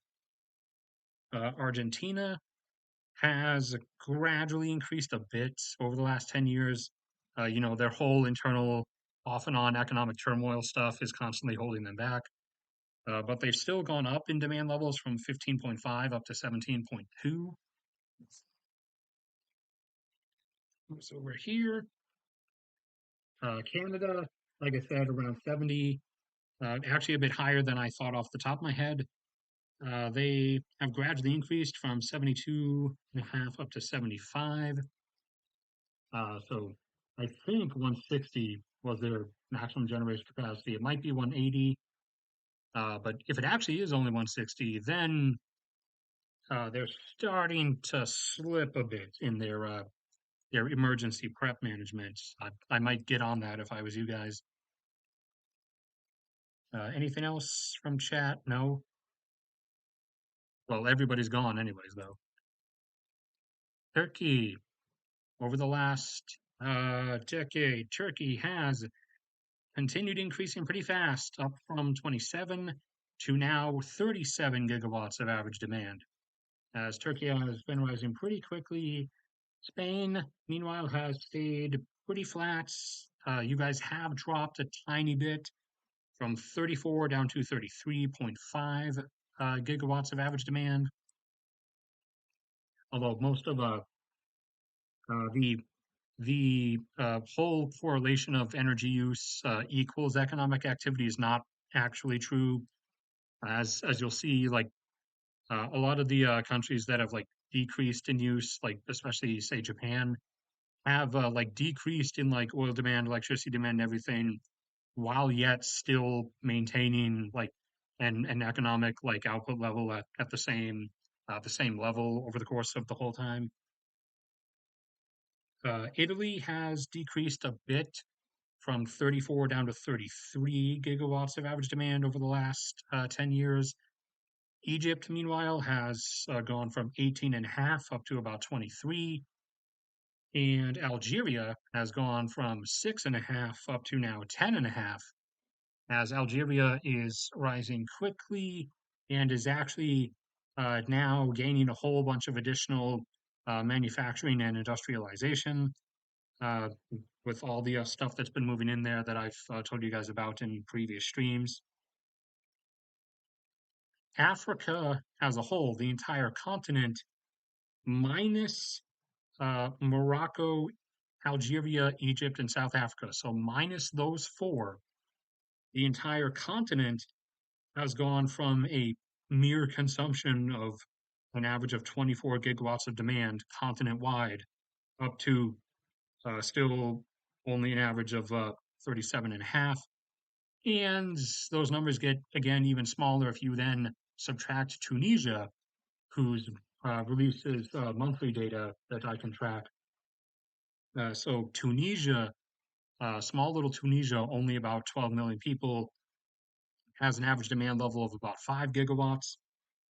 So subtract those, and you end up with Africa's like total electricity consumption is only around 32 and a half for the rest of the continent, minus those five: Morocco, Algeria, Tunisia, Egypt, and South Africa.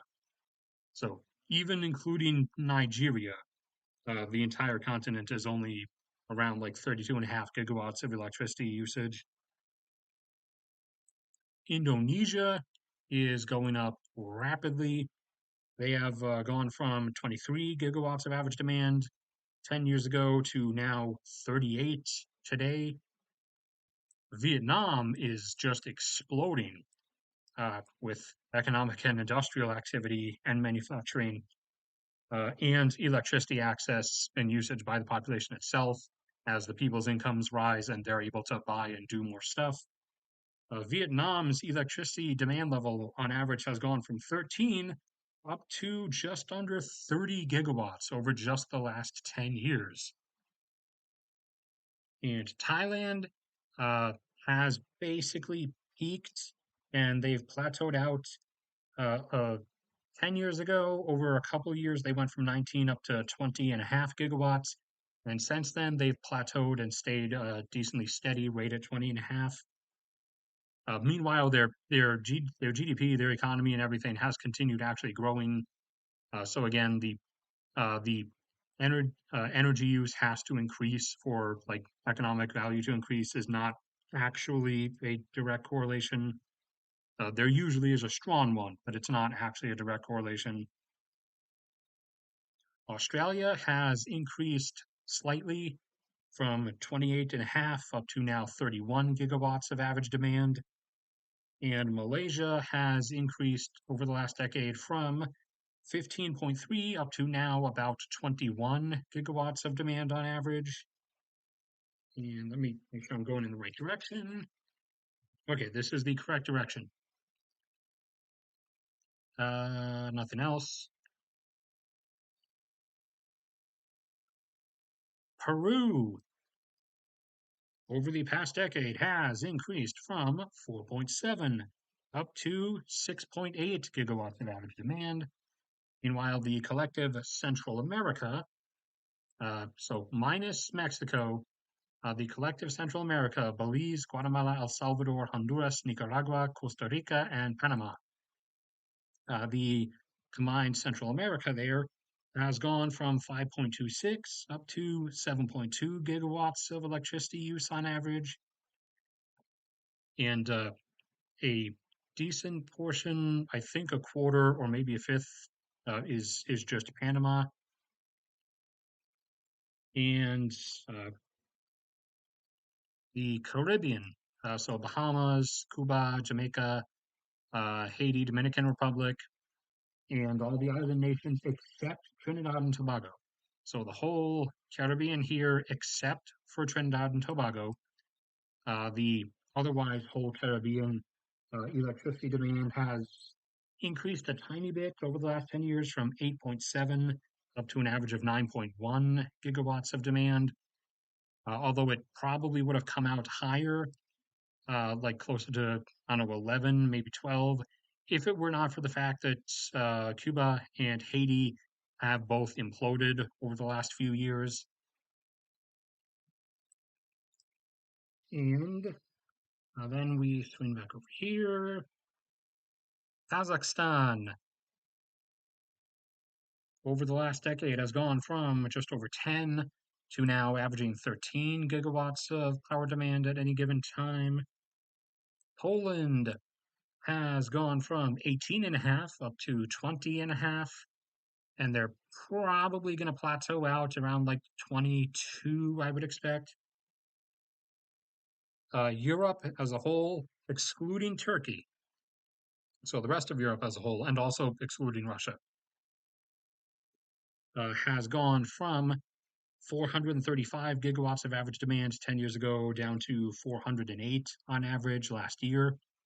So Europe is gradually decreasing in total demand, despite the fact that most of the fully developed economies are staying relatively stable, with some like France and Germany is actually increasing a bit again, along with the Netherlands and Poland especially. Iran is continuing to grow decently fast in electricity demand.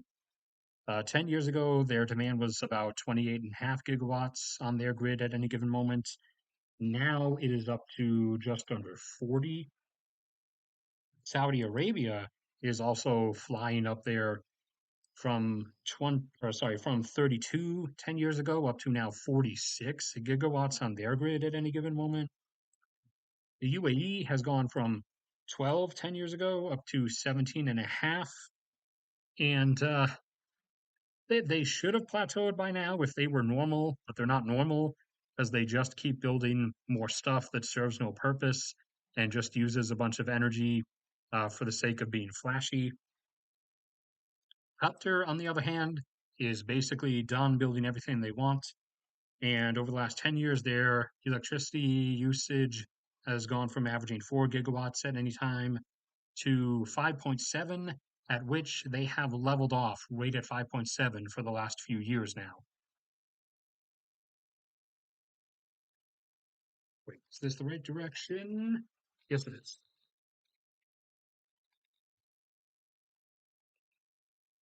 Then South Africa, everybody's favorite problem child. So South Africa, uh, more than 10 years back, at their height, their highest demand level and their highest levels of like economic activity, averaged about 31 gigawatts of demand. Then they gradually dropped to 29 and a half. And as the whole grid, situation kept deteriorating, they declined down to about 27. And just over the last year and a half, they have taken a plunge down towards 24, 23. And that is not because like no one wants to use electricity. That's because, like I explained in the various South Africa videos you can find on the channel, their power grid is falling apart. So it cannot actually provide more than 23 or 24 gigawatts of electricity. What else do we have on here? Bangladesh is about to start running into the same problem, and their electricity demand levels have jumped up from 5.5 up to 11 gigawatts over the last 10 years. However, they're running into South Africa like problems at the moment. Taiwan's electricity demand has gone from 28.5 up to 33. Just to the south of them, the Philippines has gone from 8.3 up to 13. And Singapore, while Singapore's domestic oil demand is decreasing, their electricity consumption is still increasing. And over the last 10 years has gone from 5.4 up to 6.5 gigawatts on average. Still not high numbers yet, but percentage-wise, Iraq is flying up there. Over the last 10 years, they've gone from averaging 5.5 gigawatts of demand on the grid up to 13.5 now.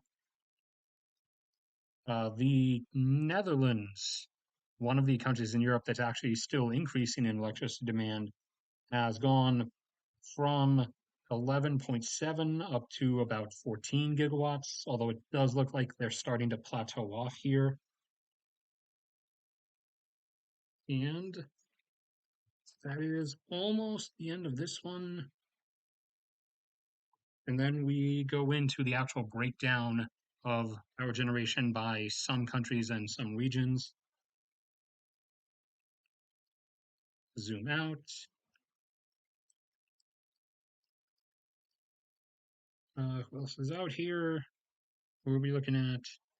Oh yeah, Venezuela, as you know, has fallen apart internally, and their electricity demand was up to around 15 gigawatts on their grid at any given time. However, since falling apart in the later part of the 2010s, they have dropped down to about 9.5.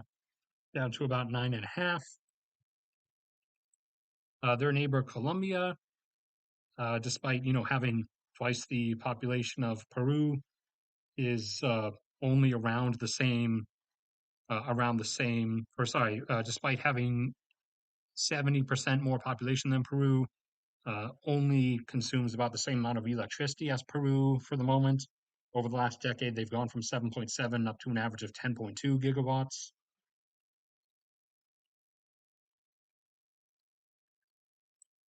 And then back over here, Portugal has increased slightly over the last 10 years, actually, to my surprise, from 5.3 up to 5.6. Ireland has actually still been going up from 3.2 all the way up to 3.9. A decent bit of that is continuing expansion of the pharmaceutical production stuff in Ireland, as a lot of stuff is trying to relocate.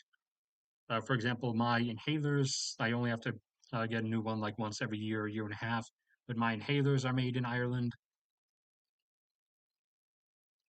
Belgium is or was still increasing. Belgium increased from 9.5 up to a peak of 11 gigawatts of demand, and now has, over the last couple of years, just started declining very slowly down to now averaging 10.9.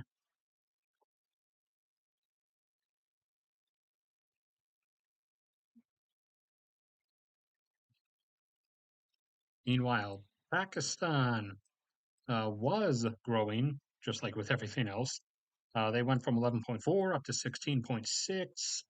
However, they have now leveled off there, not because, they've like fully developed everything and energy efficiency or whatever. It's because they're everything is spiraling out of control. Uh,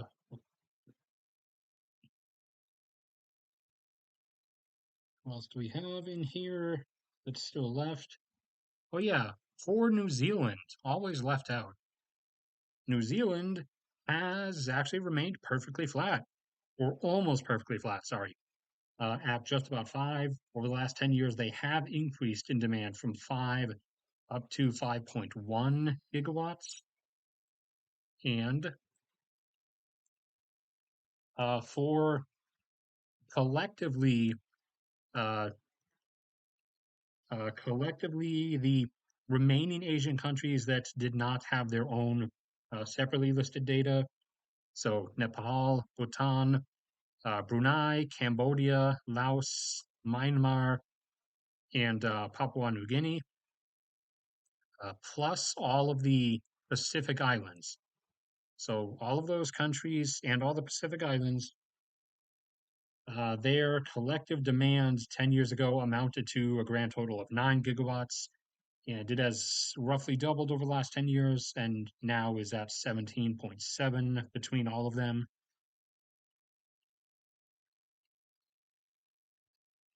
All right, let me get to the power breakdown. Where is it? The power breakdown. Okay. Uh, no one else saying anything? Well, everybody's gone anyways. It's only 2 people left. All right, so for those who are still actually here and for those who end up listening to the VOD, for the U.S., the power generation breakdown now in present day, or technically this is for 2022, oil-fired power plants made up 0.5% of the power provided. Natural gas-fired power plants made up 40%. Renewables, uh, wind, solar, geothermal, and biomass. Although the biomass stuff is particularly that's a whole can of EROBI not really working out because of what we use as biomass. But that makes up about 16%. Those four coal-fired power plants provided 20% of U.S. power. Nuclear power plants about 18%, and hydro dams about 5.7%. And over across the Pacific, China, oil-fired power plants negligible. Gas-fired power plants only provide 3% of China's electricity. 61% of China's electricity is still coming from coal. Nuclear power is now up to 5% of their electricity grid. Uh, Hydro dams are up to 15% of their electricity provision. And renewables, all four wind, solar, geothermal, and biomass. Although in most of these cases, it's primarily just wind, making up 15% of China's power provision. For India, oil-fired power generation, negligible. Gas-fired power generation, 2.5%. Renewables, all four combined, 11%. Coal-fired power generation, making up 74% of India's grid. Nuclear power, only 2.5%, unfortunately. And hydro dams, 9.4%. Collective Europe, the whole thing, including Turkey, but excluding Russia and Belarus. But so all of the rest of Europe, including Turkey. Oil-fired power plants actually still 1.4% of Europe's power generation. Gas-fired power plants, 19.5%. Renewables, all four combined, 27%. And thanks to Turkey, a growingly decent portion of that is actually geothermal, as it should be.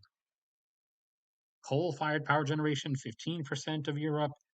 Nuclear power generation, unfortunately now down just under 21% because of Germany shutting down its nuclear plants. And hydro dams comprising 14%. Now, for the whole world, the grand total on the global scale works out to oil-fired power generation 2.5%, most of which is in the Middle East. Gas-fired power generation, 23% of the global total. Renewables, all four combined, most of which is wind, but a growing portion, thankfully, of which is geothermal, 14.5%. The main ones taking the biggest leaps forward in that are now Turkey and the Philippines, but Japan is about to join them next year with a special project up in Hokkaido. Coal-fired power plants, 35% of the world's power generation. Nuclear power, getting closer to 10% of the world's power generation, despite Germany's anti-nuclear stuff. Now up to 9.2%, and hydro dams comprising 15% of the global power generation total. And was there additional portion? Yes, there was. Japan. Go down to Weebland here. So Japan, oil-fired power generation, 4% of their power grid, actually. Natural gas-fired power generation, 31%. Renewables, 15%. Coal, 30%. Nuclear, back up to 5%. It was down to zero post Fukushima, but now they're switching everything back on. And they, uh, by the end of the decade, they intend to get it back up to 30% of their power generation and cut off their need for various imports and or at least gas imports, which they on and off get from different suppliers. Sometimes those of which are not friendly, or those of which are in unstable places like the Middle East. And so going back over to nuclear, they'll be getting uranium from nice, friendly, stable Australia, and the coal they'll be getting from their biggest weeb country fan, us, the U.S. And hydro dams, 7% of their grid. Canada, oil-fired power generation makes up zero.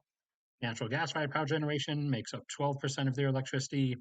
Renewables, almost all of which are wind, in the St. Lawrence corridor here and on Nova Scotia and Newfoundland, 8%. Coal-fired power generation, 5%. Nuclear, 13%. And hydroelectricity, 60%.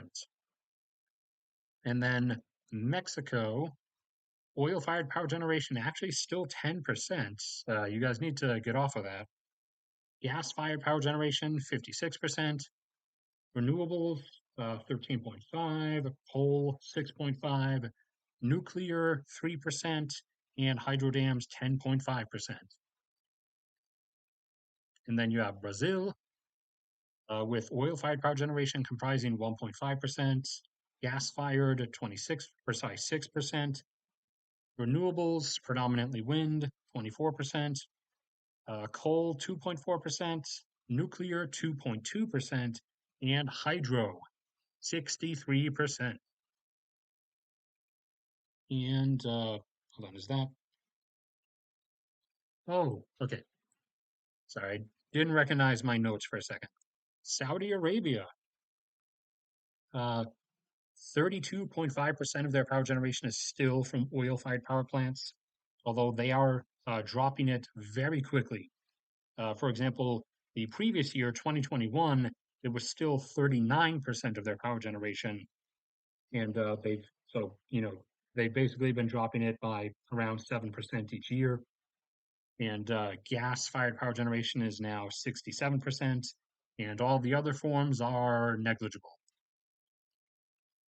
And Russia, oil-fired power generation, 0.5% of their power grid.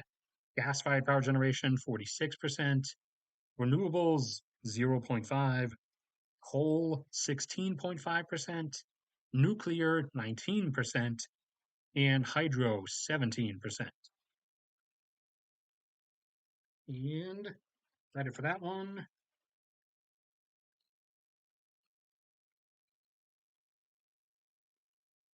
right, that's it for that one. Uh, Martini emote or something, I think. And YouTube is lying again, saying oh, well, now it's not. It was saying I had a 0 bit rate, but I clearly don't have a 0 bit rate. That's a much higher number than 0. And since people asked last year, since I don't think I included it last year, but people wanted me to include it, the CO2 numbers, CO2 emissions from the US, CO2 emissions 10 years ago were up in the fives, between 5 and 5.5. I think they peaked at like 5.4, and they have gradually declined actually over the last 10 years, and are now down to 4.8 uh, gigatons of CO2 per year. China, meanwhile, has continued increasing in CO2 emissions from 9 up to now 10.5 billion tons per year. India, rapidly rising up there as well, from 1.8 up to now 2.6 billion tons per year.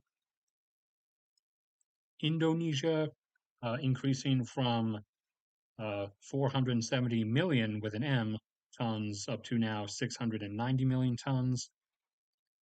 Japan, gradually dropping down with the US, both from lowering oil consumption and lowering electricity demand, and from the fact that they are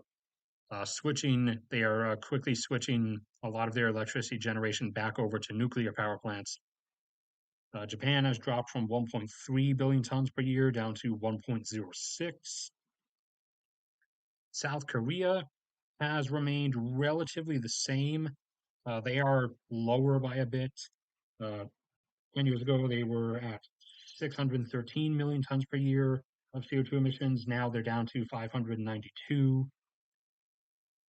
Vietnam increased from 129 million up to 291. COVID dropped them by a lot because it dropped everything, but they've been climbing back up and are at 270 million tons per year as of last year.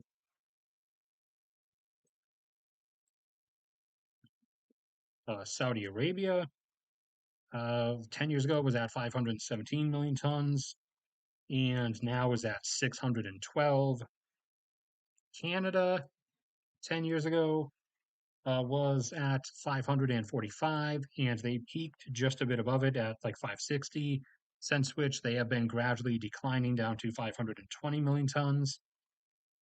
And Mexico has actually stayed mostly the same, only a tiny bit higher now than they were 10 years ago. 10 years ago, having emissions of 499 million tons per year. Last year, they had emissions of 506 million tons.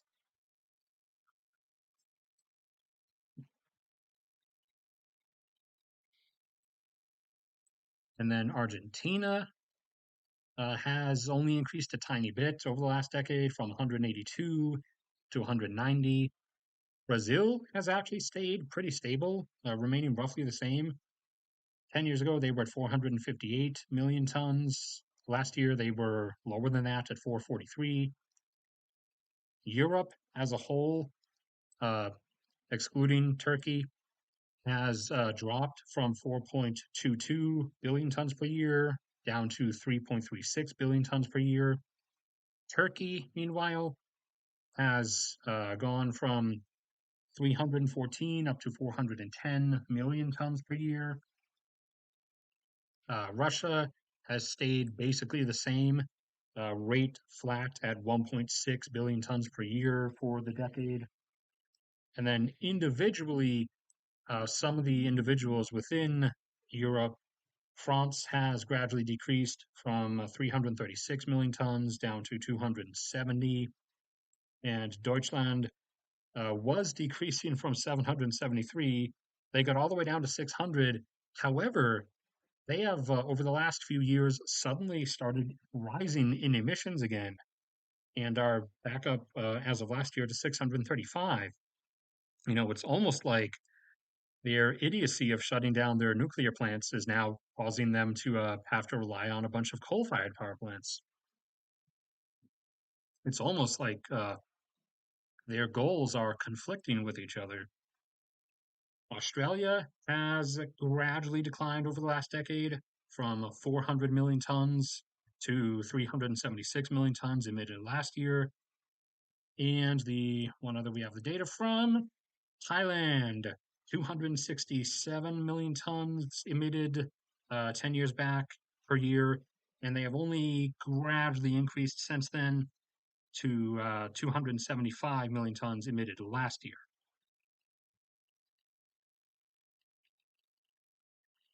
Oops, wrong notebook direction. And is that what I think it is? Okay, it is. So some other stuff that I didn't previously cover is the different refinery throughput amounts and capacities. This is where you can actually find who is refining what and how much, and like of their own stuff, and also who refines like way more stuff than they use and then sells the refined products as part of their economics. So the U.S. Uh, last year, U.S. refineries processed 16 million barrels per day, and U.S. refining capacity has a max out of about 18. Canadian refineries processed about 1.7. Their maximum is about 2. So both the U.S. And Canada import some remaining portion of refined products. Mexico has really quickly dropped over the last few years from refining 1.2 million barrels per day down to only 816,000, despite the fact they have a total refinery capacity of 1.56, which makes me think that they might be seeing some infrastructural degradation in their refineries, which is not good. They should really get on that. Europe as a whole, is this excluding anybody? No. Okay, so this is Europe as a whole, including Turkey, but as usual, minus Russia though. But Europe as a whole, including Turkey, last year refined 11.64 million barrels per day, and has a total capacity continent-wide of 15. China last year refined an average of just under 14 million barrels per day and has a maximum capacity up over 17. India last year refined a bit over 5 and has a maximum refinery capacity of about 5.1. Japan refined last year 2.7 million barrels per day on average, although their maximum capacity for refining is 3.16. South Korea last year refined 2.81 million barrels per day on average, although they do have a maximum capacity of 3.3 or 3.4. Kuwait, you'll find out, is one of the big refiners and exporters, not just of the crude oil they produce, but also of refined products, which then thus obviously get you a higher income margin. So Kuwait only has a domestic demand level of around 400,000 barrels per day, but last year on average per day, they refined 807,000 barrels per day of oil and oil products. And then Bahrain, also tiny little island nation, does as well. Their domestic demand is only about like 30 to 40,000 barrels a day. However, on average, they are refining about 250,000 barrels per day, and then obviously exporting most of said refined products.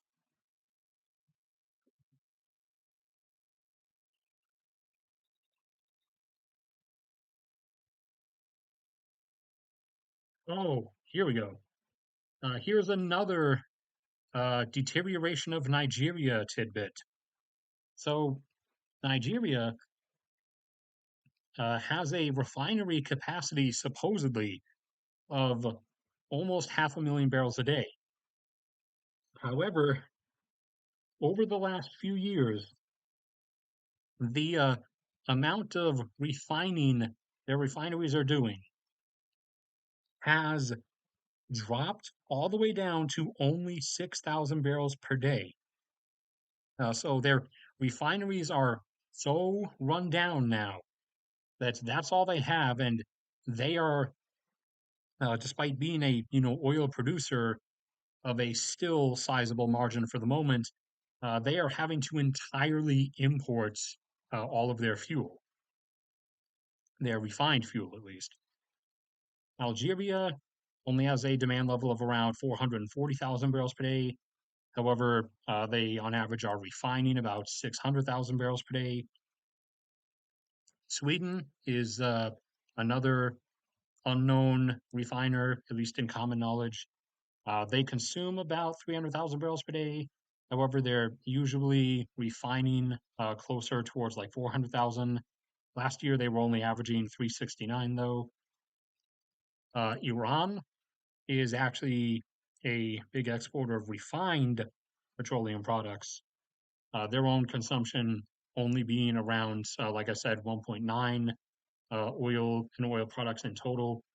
However, per day, they're refining about 2.4 million barrels. So that's 500,000 barrels per day or so of refined products that they are exporting. Greece is also one of Europe's unsung refinery heroes. Their oil demand levels are now staying down in the mid to upper 200,000s. However, they are refining around 440,000 barrels per day. And the Netherlands could be refining more, but they don't. But they do. They are refining more oil than they themselves use, but only by a little margin. Having a domestic consumption level of about 1 million barrels per day, and refining about 1.13 million barrels per day. And Belarus used to be a decent supplier of refined products and made some money from that. Uh, Not since the invasion last year, but before that, Belarus refined about 300,000 barrels per day of petroleum products while only having a consumption level of around 150.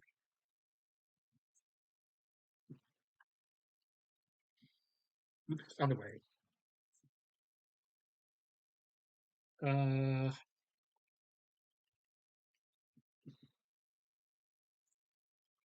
where are we? That was the other thing. The changes in uh, LNG stuff over time. So China obviously is massively dependent now on natural gas imports. However, the amount they have to get shipped long distance over sea in LNG tankers has increased over the last 10 years from 2 up to 9 billion cubic feet per day that they are having to receive via LNG. Japan, meanwhile, has decreased their LNG import dependency from 11.6 down to 9.5. South Korea, on the other hand, has gone up from 4.8 up to 6.2. India has increased a bit from 1.8 up to 2.7. Taiwan from 1.7 up to 2.6. And Europe, uh, briefly last year had a upward mega flash, although that's going to be brought down by increased pipeline shipments from nearby suppliers like Algeria and Norway and Egypt, and stuff coming from Azerbaijan across Turkey and Romania. I was actually reminded by a Romanian viewer that Romania is bringing some offshore stuff in the Black Sea online soon, like somewhere between 1 and 2 billion cubic feet per day. But Europe had gradually climbed from 6.6 up to 10.4 billion cubic feet per day of LNG imports. as they kept switching everything over from coal to gas. Last year, they jumped upwards for the year up to 16.5 billion cubic feet per day of LNG imports. That this year should drop back down to average more like 13 or 14. And then next year, it should be back down to only like 12. And then 2025, it will probably be back down to around 10 and a half again.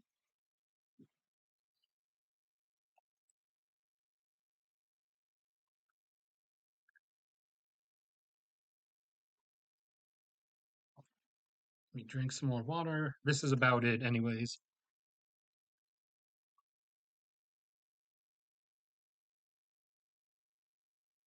Yeah, I don't know.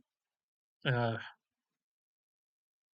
this actually has become a common thing, and usually there'll be one point at which like suddenly half of everybody present leaves, and both times that I've like pinpointed the point in the past, it's been at least in a particular moment when I was talking about Canada.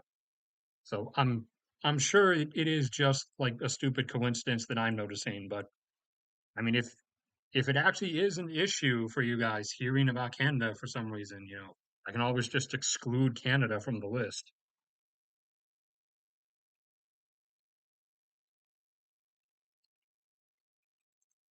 That's almost it. We do have some other stuff. Let's flip through these. Where were we going? Where were we going? Is that it? No, that's not it. Over here. Over here? Is it?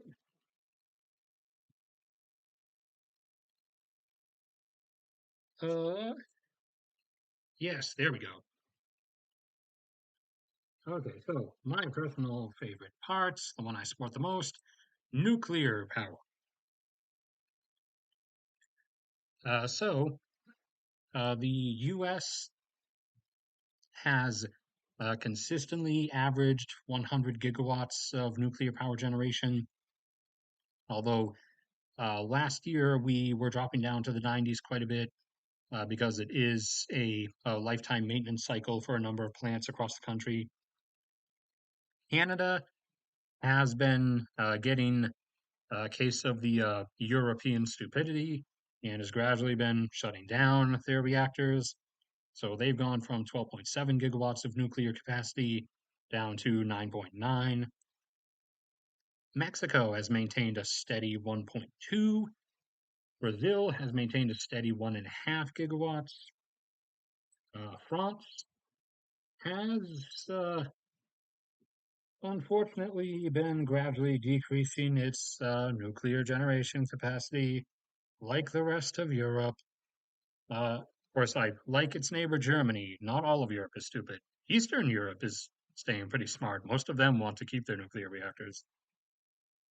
But France has decreased from 51 down towards the mid 30s in terms of gigawatts of nuclear power generation, a lot of which has been replaced with gas fired power generation.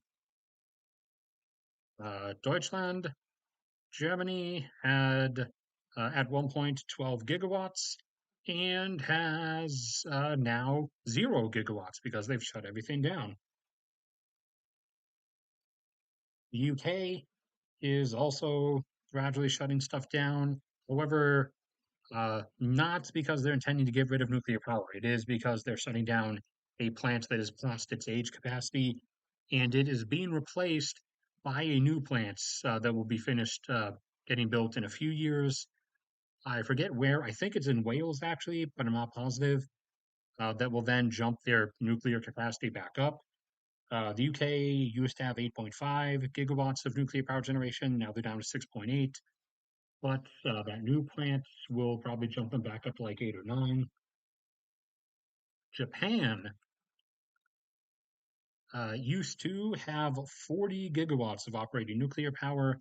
They went down to 0 very quickly, started turning them back on over the last 2 years. Last year, they went back up to six. And this year so far, they have reactivated several more reactors and should be back up to, I think, 10 gigawatts, but I'm not sure. It might be nine. South Korea has gradually increased their nuclear power share, and they've gone from 18 up to 20 gigawatts of nuclear power generation. China, meanwhile, has quadrupled their nuclear power output. Their nuclear power plant fleet has gone from 12 up to 48 gigawatts of nuclear power generation. And India has increased a little bit from 10 years ago up to 5.4 gigawatts of nuclear power generation capacity now.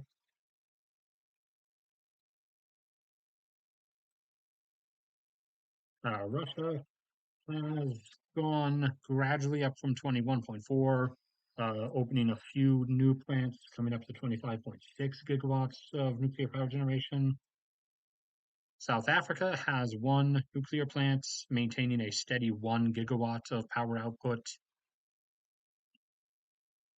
The UAE has their nuclear power plant that they've been gradually switching the reactors on. Now they are up to about 2.5 gigawatts of nuclear power output. And once the plant is operating in full, they'll be up at about 5.5. And then up in Europe, Switzerland is not being as dumb as their northern neighbor. Someone actually proposed in Switzerland that they shut their nuclear power off, but they decided that was stupid, so they're not going to do it. And they have consistently maintained a steady 3 gigawatts of nuclear power generation. Finland has maintained a steady 2.5. However, their newest reactor is about to start soon, that just got finished, and should be jumping them up over 3 to between 3 and 4.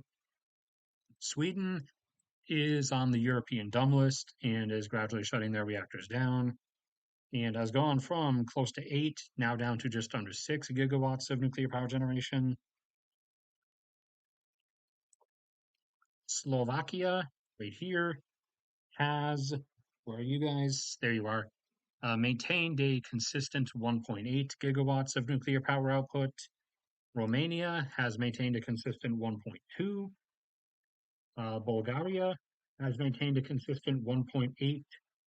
The Czech Republic maintains a consistent 3.6. Belgium is still maintaining a consistent 5.2, although I don't trust them. I'm expecting them to get stupid really soon.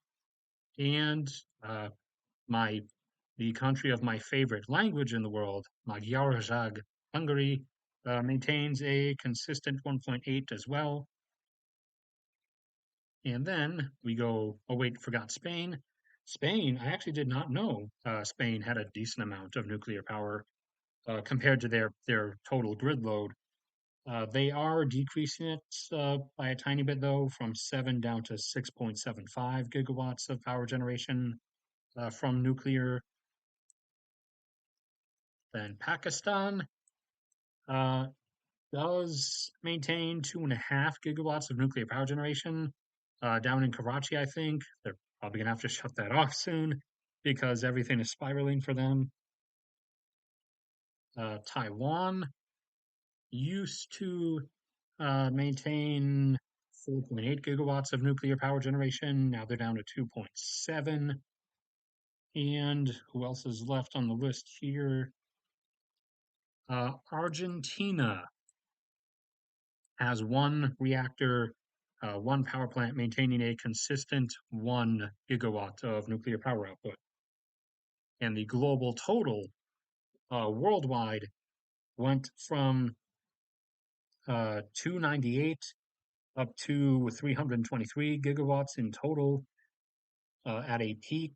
However, it has dropped from that down to 307 ever since mostly European nations started shutting down a lot of their reactors. But Japan restarting most of theirs should be picking it back up, along with what few countries are actually constructing more, gradually bringing it up as well. We actually finally have almost finished a new large nuclear plant here in the state of Georgia in the US that should be adding an additional 4 gigawatts of power generation to the grid once it starts. I think next year, but it might be 2025. I'm not certain. And that should be just about it for this one. And Canada scared everybody away again, or pissed everybody off. I don't know.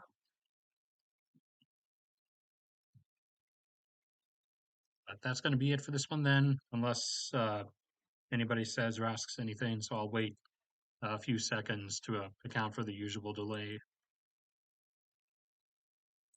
Check up on some things just while I wait.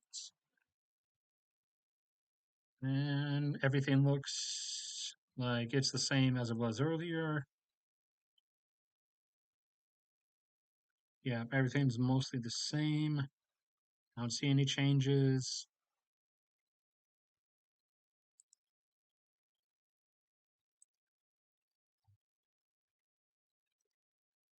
Was there anything else? Actually, speaking of demand loads, all right, so 6 p.m. is usually the peak, especially on heat wave days. Yesterday, US hit a peak load level of 634 gigawatts, and it looks like today we hit a peak load level of 618. For the US record all time high, the highest the US ever got was last summer, sometime in July. It got up to a demand load on the grid of 743. And I think China's most recent record that it set last year as well was like 1.21 or 1.22 terawatts.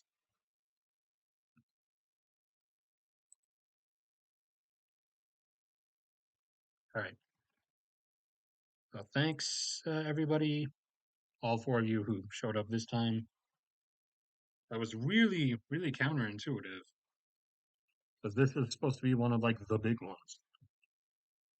But I'll see you guys around next time, and hopefully the air conditioning doesn't show up in the audio of the videos, as I don't really have any opportunity to record them in my room when the AC isn't running now, because now it's always running.